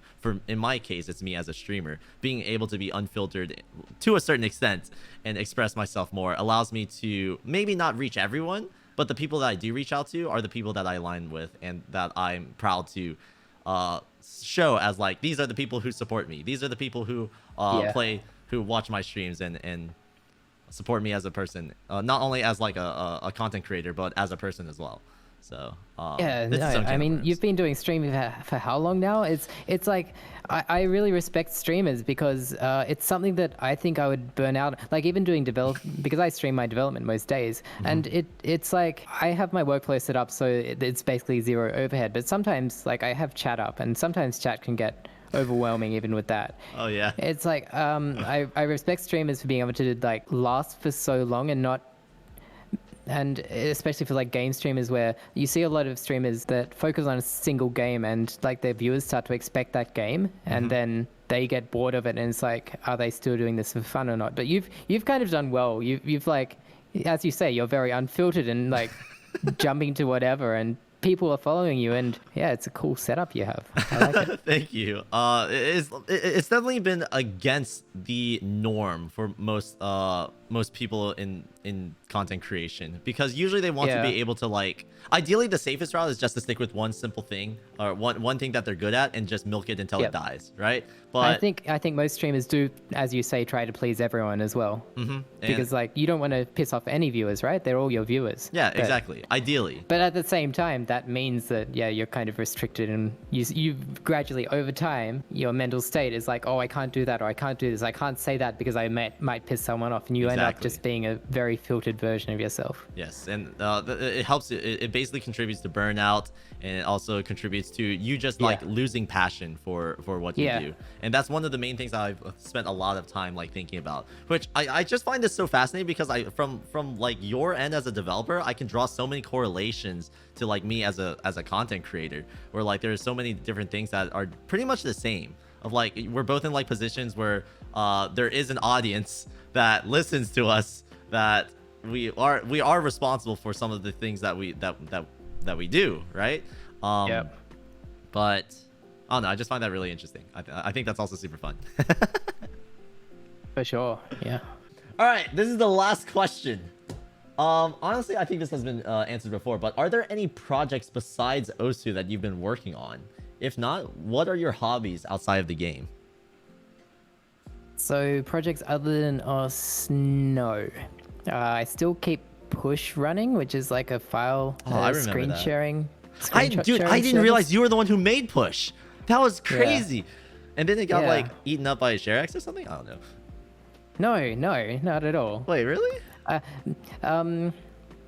There's a story behind that, but basically we decided we didn't, because Push to us, I made it with a friend, and we made it because there was another service which like went to shit, and we just wanted something to replace it. Yeah. That was like, we had a paid tier and everything. That was a really well set up service, but then I think someone got pissed at us and reached out to PayPal saying that we were a file sharing service, and PayPal doesn't allow file sharing services to be supported via them. So they shut down all our accounts and we couldn't make money from it. So yeah, we stopped accepting new users, and ShareX it didn't get eaten up by, but we used ShareX as the client because I didn't want to continue developing the Windows client. So it's just like a different front end, but Push still runs to this day, and it still costs like $200 a month out of us supporter money. So if you're paying supporter, then you're helping keep Push run as well. Let's Push running go. as well. But yeah, I don't have any other projects. I funnel all my time into OS. And from a hobby perspective, yeah, I don't know. Like, especially with COVID, I've not been spending much time like traveling, or I used to do a lot of photography. I just haven't been doing that stuff because like I don't know if it's that I just got in the workflow, the mindset of spending all my time developing, or it's partly because we couldn't go out for a period of time, but that's kind of over now, right? But I'm still in like COVID mode where I'm just all in on the dev. I play games. I don't play Valorant. I don't play what's that other game you play? I play like Valorant. It's the difference between Counter-Strike and Valorant for like first-person shooters. I used to play Apex a lot. The one with the chicks. Oh, Genshin Impact? Oh no. Genshin, that's the one. The chicks and the slot machines. Oh yeah. They're not chicks. They're anime girls, aren't they? Yeah. Wait. So you don't play that game, right? No, I don't. Oh, thank the Lord. No, I haven't actually gotten into any kind. My friends play mobile games, but I've never played any of those, the gacha ones or anything. Yeah. No, yeah, they are dangerous. I used to play Ragnarok Online. I don't know if you know that part of my life. It was like one of the big MMOs of the 90s, 2000s. Oh, I see. And yeah, I was like 100%, like take all the time I spend on OS and put that into a game, and that was me in the days before OS. The only reason I quit that was because I started working on OS. Oh my goodness. So you basically had someone else, something else eat up your time. Because I played Ragnarok Online on the international servers originally, and then I switched to the Japanese servers, and that's how I learned a lot of my Japanese, was just playing that game in Japanese. Wow. I joined a Japanese guild, and like I had top characters. Like I was the first to hit the level cap out of like millions of Japanese people. What? On a certain class of character. Yeah, I was fully dedicated, and yeah, I developed like tools for that game to an extent, like just third-party tools for it and stuff. That was my life before us. So cool. I still game occasionally, but I avoid anything with MMO in the title because I know it's addictive and dangerous. Will end in tears. Yes. Yeah. That's super cool. These are just okay. So like we're done with like all the questions from my chat. But I do have a couple like personal questions of mine that I've always wanted to ask you. Right. So like, I heard you have a 40% keyboard. Is that true? Yeah. And it's ortholinear. Disgusting! What is that? How do you dev on that thing? Yeah, I have a really custom setup for it. It's like I have 3 or 4 layers. And I use it for a mouse. I don't even have a mouse on my desk. That's going to piss you off even more, right? Wait. So I control the mouse using JKLI and a button to switch to it. And like I have this kinetic mouse implementation built into the keyboard firmware. So it just the keyboard just outputs like 1000 hertz mouse to the PC. I've gotten good. I can play like easy OS maps using it these days. So when you play also, you use keyboard. When I'm deving, yeah.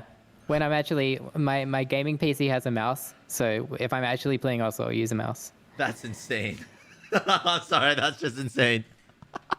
Yeah, but it works quite well. Like, especially for dev. Like, I have so much customization. Like, I wrote my own firmware configuration for it, and it's like 2,000 lines of code, but has really weird things that help me out when I'm coding, like being able to surround certain pieces of, like I can surround a word with backticks, which is something used common in like Markdown. Don't know how much you've dealt with Markdown, but yeah, things like that, like a lot of shortcuts which make life a lot more efficient. That's really cool, because usually when I think of like well, I know that custom keyboards are mainly geared towards software developers, because the entire premise of a custom keyboard is to have something pretty much entirely catered to your needs, right? But I just think the entire idea of just having a chocolate bar on your desk is just odd. And also 40% 40% for death. Yeah, and I don't like 6. I don't know if you noticed, but 6 of the keys I've taken off because I don't use them. So it's like, it's not even 40%. It's 42 keys, I think, whatever that makes it. Dude, that reminds me of this one. I think 6. I forgot what it was called. The Pain 60. The Pain something. It basically like got rid of all the keys except for like the alphas, and I'm just like, Yeah. No, I don't go that far because a lot of people in the custom keyboard But you considered community. No. Okay. Hear me out. A lot of people do that, but to like hit modify keys, they like have to long hold a key. Yeah. Or they have to like they put it on. So if you hold S and hit J, it'll be like Control J or something like that. But as I said, I'm really sensitive to latency, so I don't have any keys which are like not keyed down. I still want, when I hit a key, it always instantly presses that key. Because when I'm typing text, if I don't see the letter when I hit the keystroke down, I get pissed off. So a lot of the hacks to make like letter-only keyboards work, whatever the Pain or whatever, they require using key up for normal typing, and that's just, it's really bad in my opinion. I see. Yeah, I just remember seeing that PCB of just the alphas and stuff, and I was like, this is ridiculous. I have like a bunch of mechanical keyboards myself because I'm very deep in that community. Because I'm not doing this to like inconvenience myself. I'm actually faster using this than a normal keyboard. That's insane. Because I don't have to, like when I reach for F keys, I don't need to look where I'm reaching. I know where it is exactly. Every key is one key away from the home row. So like I don't ever need to look at the keyboard. Like even on a full-size keyboard, when you touch typing, can you reach for the F5 key without looking down? Not really. It's kind of difficult. Yeah. One thing I was interested. Have you ever tried Dvorak? That keyboard layout? I have a friend who, back in like high school, he switched to Dvorak and he still uses it to this day. And we compete for like typing rates. We're basically on par, and we're still on par. I use QWERTY, he uses Dvorak. So I've asked him like multiple times, like whether he thinks it's worth switching. He's like, meh. It's more like just a personal preference. I see. There's no real science behind it, I don't think. So I'm not interested in switching what I know. I'm fast with QWERTY, so I stick with it. I see. Yeah, that's my sort of stance as well. Or like the appeal of Dvorak, like I've seen videos discussing like why Dvorak is like so optimized and objectively makes you faster or something, right? But I mainly see it as a flex, because like being able to use like a different keyboard layout that's like looks so like janky just looks really cool. So I always wanted to try learning it just for the flex, but like my brain just can't comprehend it. It's ridiculous. No, I think it's also good if you're like you want a level of obfuscation. Like if you're in a shared living environment, no one's going to be able to use your PC if you have it set to Dvorak, right? So that's a cool aspect of it. That's true. But it also means if you learn it and then try to go back to a QWERTY in like a public environment, you're pretty fucked. Yeah, you're kind of screwed. Yeah. Okay, so I have one last question from myself. I know you mentioned that like you're in Japan, and I believe Japan's borders are still closed. But do you guys have any plans for another OSU like official presence at some sort of convention? At least in the U.S., most places are starting to open up with vaccination rates and stuff. But any plans for the next OSU at TwitchCon or OSU Anime Expo, something like that? Yeah. People were asking words per minute in chat. I'm usually around like 125-ish. I can go over 130, but not on a consistent basis. Events, like really want to do them like this last few years, because I don't really like interacting with people that much. Like it's one of those things, I do it for a few hours and I'm like, I want to go back to coding or whatever. But without events for this long, it's been like, holy shit, I really want to meet up with, like, do another community thing. So I'm sure once things calm down, I think we're getting there. I don't know. We'll definitely do another TwitchCon or something. I don't know how accessible TwitchCon is to people. Like the bar of entry is pretty high with the ticket prices and stuff, but we'll do something in the US, and hopefully there'll be some more COE Kavoi events as well. Ah, yes. What are your thoughts on other like community held like OSU panels? Because I remember there was a story from like a while back. One of my friends, Holy Pete, he applied for a panel as a joke to Anime North.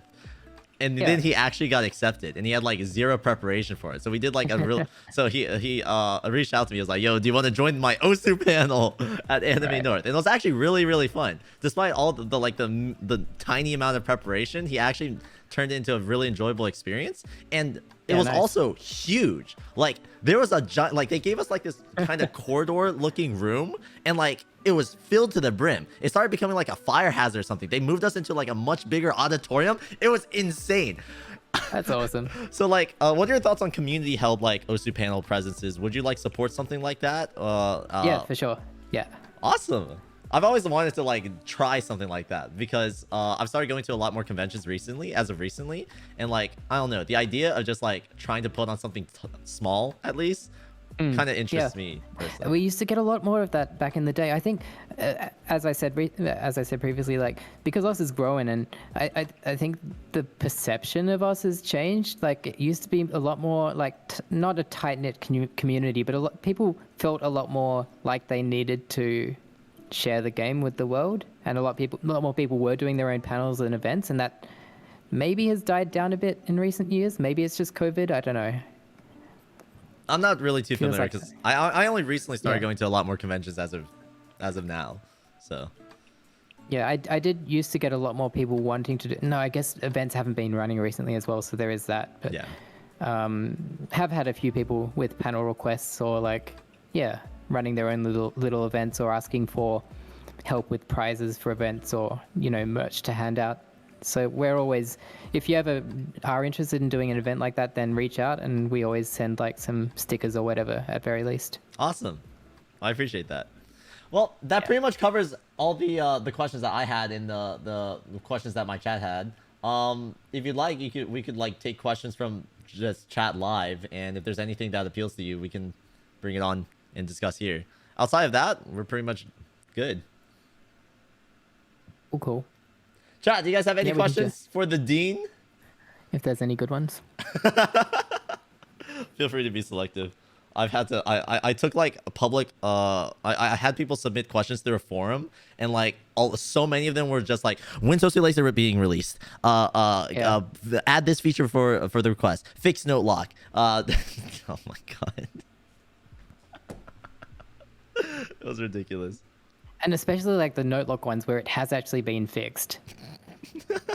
Wait, It's is like the hard. is the current state of Yeah. note lock in Lazer going to, is that like the done deal thing? Yeah, I think so. No one's complained about it yet, so I think that's what we're gonna go with. I'm about to be the first. No, I'm just kidding.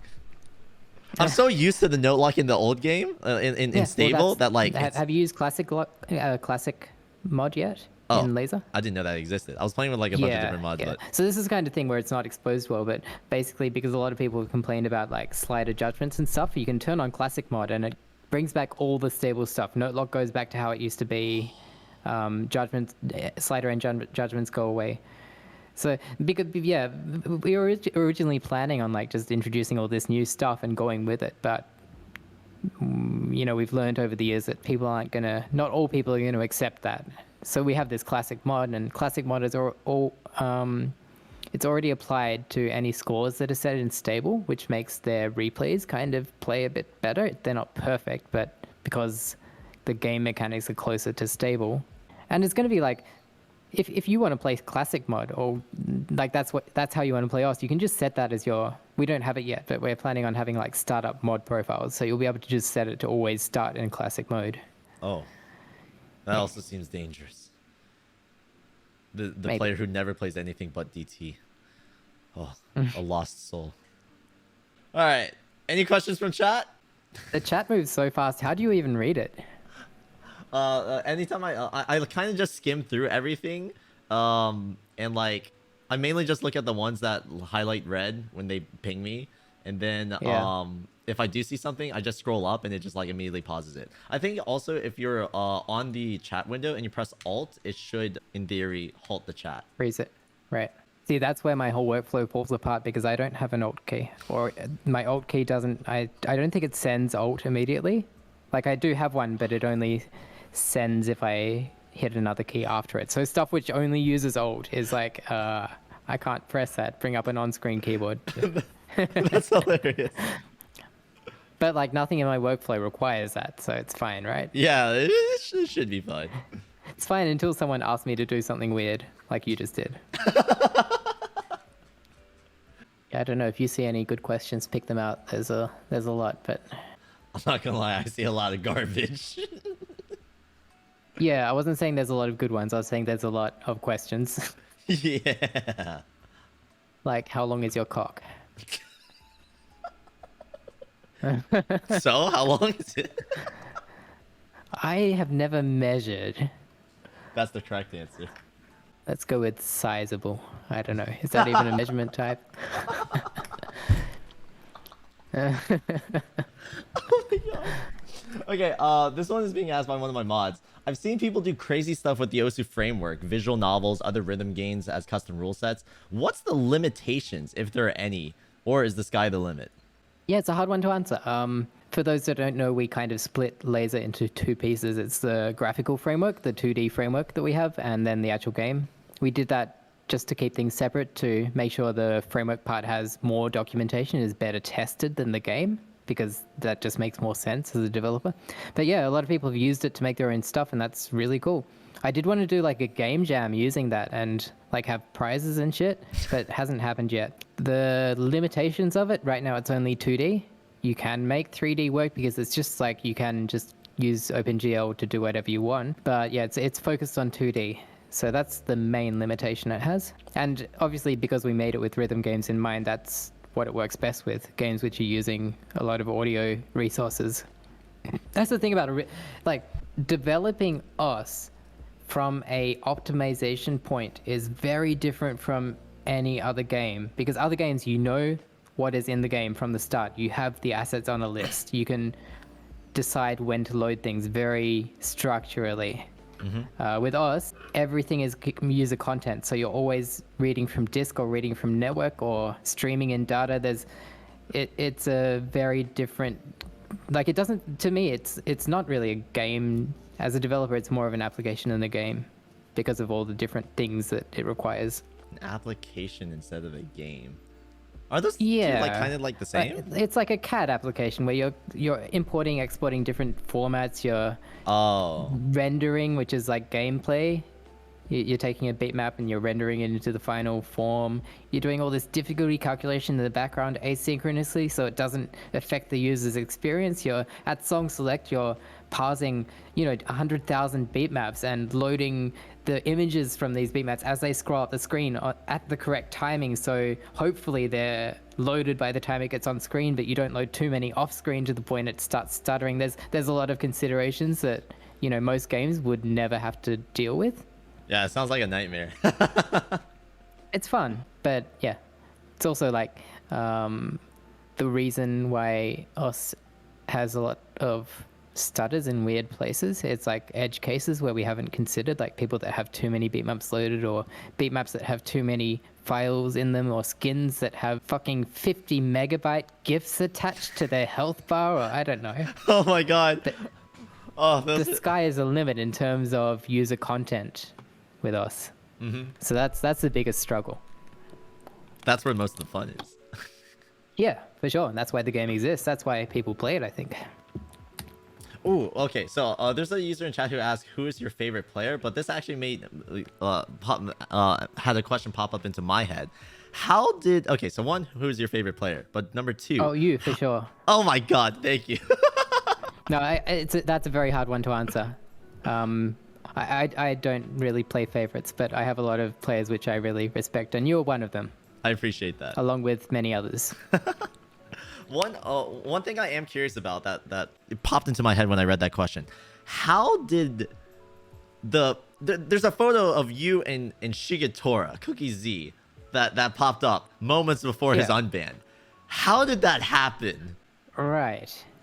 Yeah, because and I had to censor him. I think he didn't want his face to be shown.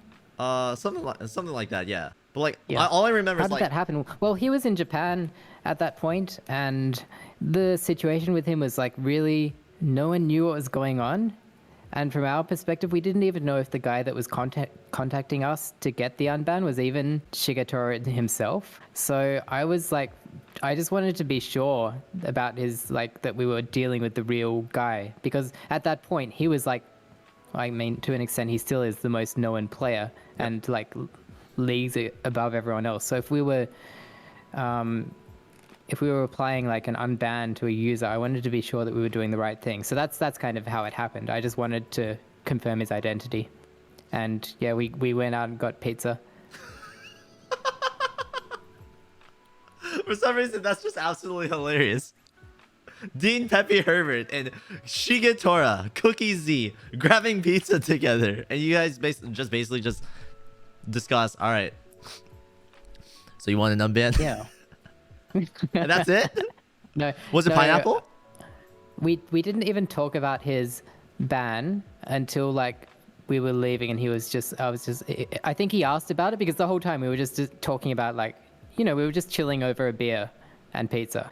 So right at the end, he was like, I think he said something like, are you going to unban me or something like that? Because I didn't bring it up at all. That wasn't my intent. I wasn't going there to talk about how he cheated or what he's, that kind of stuff. So I think he asked about it. And I'm like, yeah, we'll see, or something like that. I left it very in the air, so I'm sure he went away from that being like, "What? Why did I just do this?" I think I paid for his meal, but it was probably free like, pizza. am I actually gonna get unbanned or not? Oh, but that's cool. I vividly remember like the moment he got unbanned and like the community celebration behind it. Oh yeah, I think that took down the servers at least once. Really? Yeah, because everyone was spectating at the same time. Oh yes. And Bancho's just like, no. Yeah, no. everyone was spectating him. Oh my god. Oh, that brings back memories, man. That's so good. The spectator chat was just like. Oh, this one's good. Why is the domain .sh? What made you pick that domain? Is that high level domain or whatever it's called? What made you pick .sh as the end? St. Helena, it is. St. Helena? Yeah, is the country code. Oh. I chose that just because sh is cool as a dev, like the bash shell extension. Oh. Okay, I have no idea what that means. Cool trivia. It's like a script files had the file extension of .sh. Oh. So I was like, ppy.sh, that sounds cool. Add that to the OC iceberg. Also, maybe it was to do with push. Or maybe that, I don't know the order there, because push we have puu.sh, right? Uh-huh. So I don't know if push came first and that's why we chose that domain, or if it came after and it was just like a handy coincidence. Wait, was push a thing even in like 2007? Oh yeah, I think push predates us? No, maybe not. No, maybe it's the other way around then. You might be more correct than me. I don't remember things that far back. I don't remember like I've never used a push until like 2015 or so. So like that's just my thing. I never realized it was that old. Pretty old. Wait, Dedra, what was your question?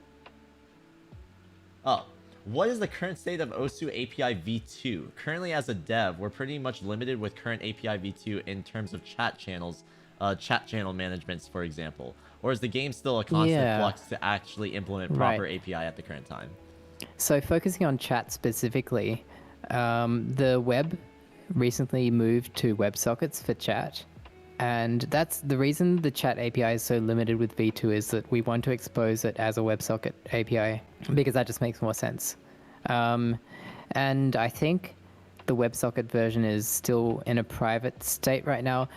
If you're interested in using it, search for an open issue. There is either one already existing, or if there isn't, even if there is, just post another issue being like you're interested in it, because as I said earlier, the more people we have requesting the same thing, the higher we prioritize it. API is one of those things where it's kind of in the background because most users don't see it, but at the same time, it leads to cool things being done. So if developers are, and especially if you open issues saying what you're going to use it for, so we know the use case, because then if it's something like really awesome that you have almost working, but chat isn't working properly, we can get something in place for you. I feel like a lot of this discussion is outside of like my brain, but that's fine. Oh, this is a good one.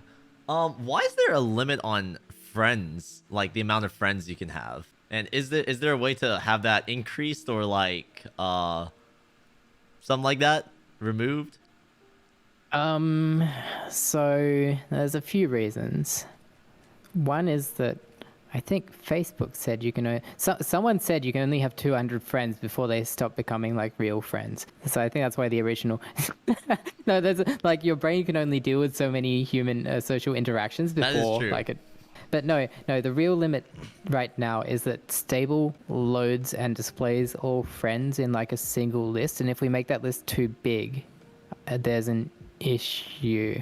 I think that's the reason I haven't made it too large, but it's larger for supporters already. I think it's like double or triple. My friends list is full. Yeah, of course it is. It depends on like there's like Camellia, right? Have you seen his Twitter following? Yeah, status? he follows back every single person. You go to any user on Twitter and it's like Camellia is following this user. It's like what? How does?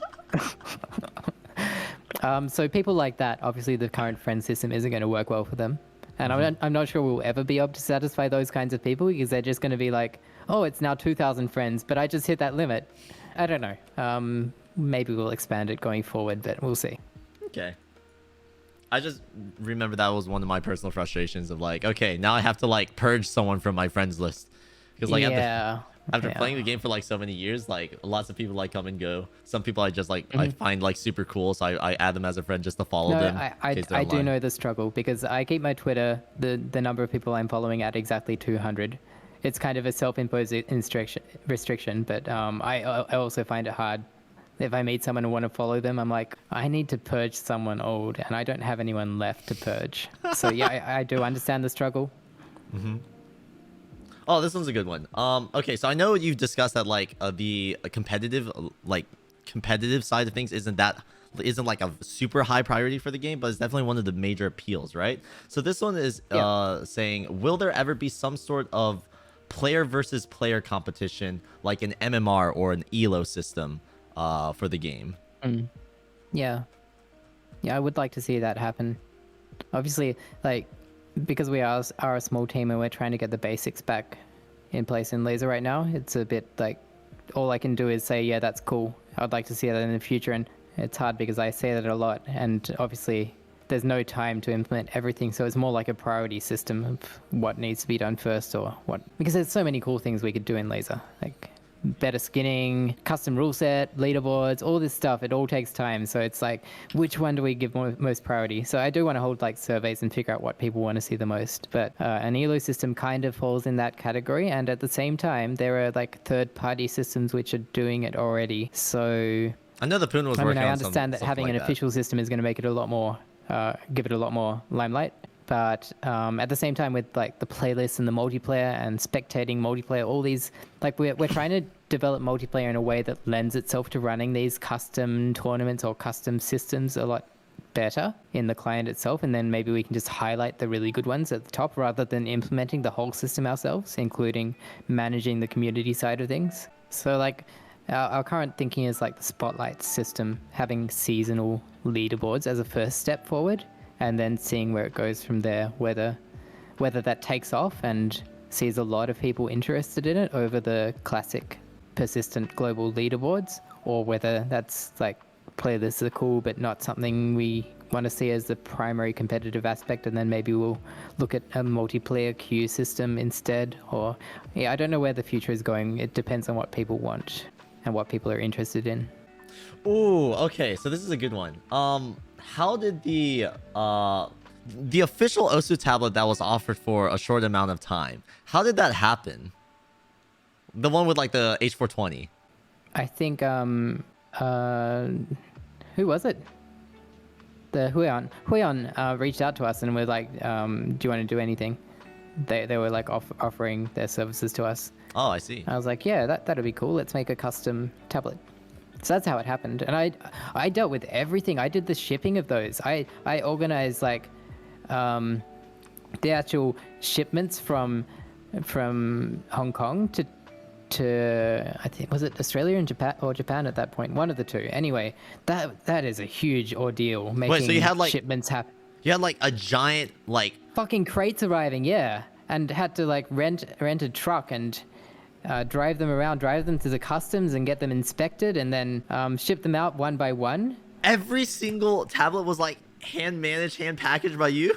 So the tablets came in pre-packaged boxes, but we did test them and then package them and send them. And yeah, I got together like a group of Oz players in Japan that just came around to, because I was still renting space at that point. They all came into the office and we just set up like a production line and smashed them out. That's so cool. I kind of feel bad because I consider the H420 as like one of the worst tablets for Osu. Yeah, it's still good for like a beginner tablet. I don't think it's that bad. The pen's a bit heavy, a bit unwieldy, but sure. Some players have been able to make it work. Toy mains the 420 or the H420, yeah. Okay, let's do one more question. Yeah, I'm almost out of tea, so we have to stop soon. True. Oh, true. Okay, so this one flips the script. Okay, so what questions do you have for the community? Right now, he's exposed to around 4,000 viewers, a sizable portion, and he's being broadcast. So if there's anything that he would like to ask, now's a good time to do so. So what questions basically do you have for us? Yeah, that's one I need to like prepare answers for. But I guess I'm interested in hearing people's opinions on the current state of the game, like at a higher level, like not this particular thing is shit, fix it, but more like people that are willing to look at Lazer in its current state and look at the community and give general feedback on how they feel the game is going. And I get a lot of this like because I send out a supporter email whenever someone buys a supporter tag being like, ask me anything, and I get a lot of really well thought out responses there. But I don't know, that's people that are already spending money on the game. So people that aren't spending the money, like even new players that have just got into us and come to it for the first time and see potential issues with it that make them not want to play or make the experience confusing or less enjoyable than they may have expected coming from different rhythm games or whatnot. I'm interested in getting more feedback like that from people because I do read everything that comes in, especially with like the future of the game with Lazer. Obviously the popular opinion is that like Lazer has been delayed or that it's taken 58 years to develop. Like I started working on it before I was born, but like we've come a long way with Lazer, and the remaining pieces of the puzzle, I as I mentioned really early in this interview, there are questions I have on how we should go forward with like classic leaderboards and that kind of stuff. So have a look at how we're doing things with Lazer, like the classic mod, the classic scoring. Give them a try and see like how you envisage leaderboards changing going forward. Do you expect the website to show Lazer scores next to stable scores? Do you expect them to be, would you care if your total scores changed in numbers slightly to recalculate the scores using the new algorithm? Is that something which would offend you? Those kinds of things. Yeah, I'm interested to hear more about. So basically, you're looking for specifically feedback. Where would be the best place to give that sort of feedback? Anywhere, to be honest. The only thing I dislike getting is people tweeting at me where my username isn't at the start of the tweet. They're like trying to snowball their followers or their timeline to respond to it, and it just gets out of hand. I have to like mute those conversations. But yeah, Twitter, email, GitHub if you're willing to go out there, or the OS forums. I don't watch the OS forums as much as I should these days, but people still do forward threads to me when they come up, when they need my assessment. Well, I think some people have started giving their opinions in chat as well. If you're able to even... Oh wait, someone started a poll. What? Current state of Lazer. 78% of people say needs some work, but good. 19% of people say it feels better than classic, but it seems like everyone else is in the far minority. Yeah, and like we're very aware of what's left to do. Like the local offset is one. Being able to sort by difficulty at song select is, I think, the other really big one right now, and obviously PP. Those are the three major things that are missing. And there's a lot of more minor things like being able to update beatmaps when people submit new versions, being able to recalculate star ratings after changing things being able to submit beatmaps. There's a lot of little things which are missing, but It's really interesting to hear about it all. I agree with that sentiment. Needs some work, but good. All right, I think this is a good place to wrap this up. Peppy, thank you very much for coming on stream today. This was absolutely fantastic. Chat, I hope you guys enjoyed this discussion with him just as much as I did. Thank you guys very much for being here. Peppy, again, thank you so much for coming on again. I hope we can have discussions like this more in the future, or just like see some more things. Yeah, give me a call anytime. Sounds good. I'll let you know. Yeah, thanks for having me. That was great. Of course. All right. Have a good one, man. Bye-bye. See ya.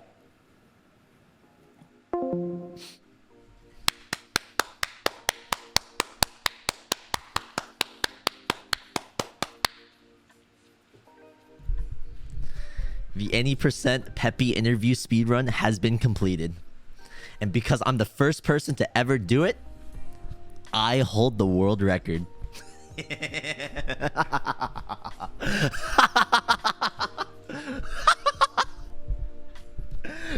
Wait, Koi did it? The fuck, man? Oh, man. Chat, what do you guys think? How do you guys feel about that discussion? Any feedback for the interview in general? Oh! Peppy! Thank you so much! He just gifted 10 subs. Oh my goodness, I had to like turn down the notifications of alerts because it was like very jarring to hear all of the alerts come in during the interview. But thank you so much! Now the subathon will continue.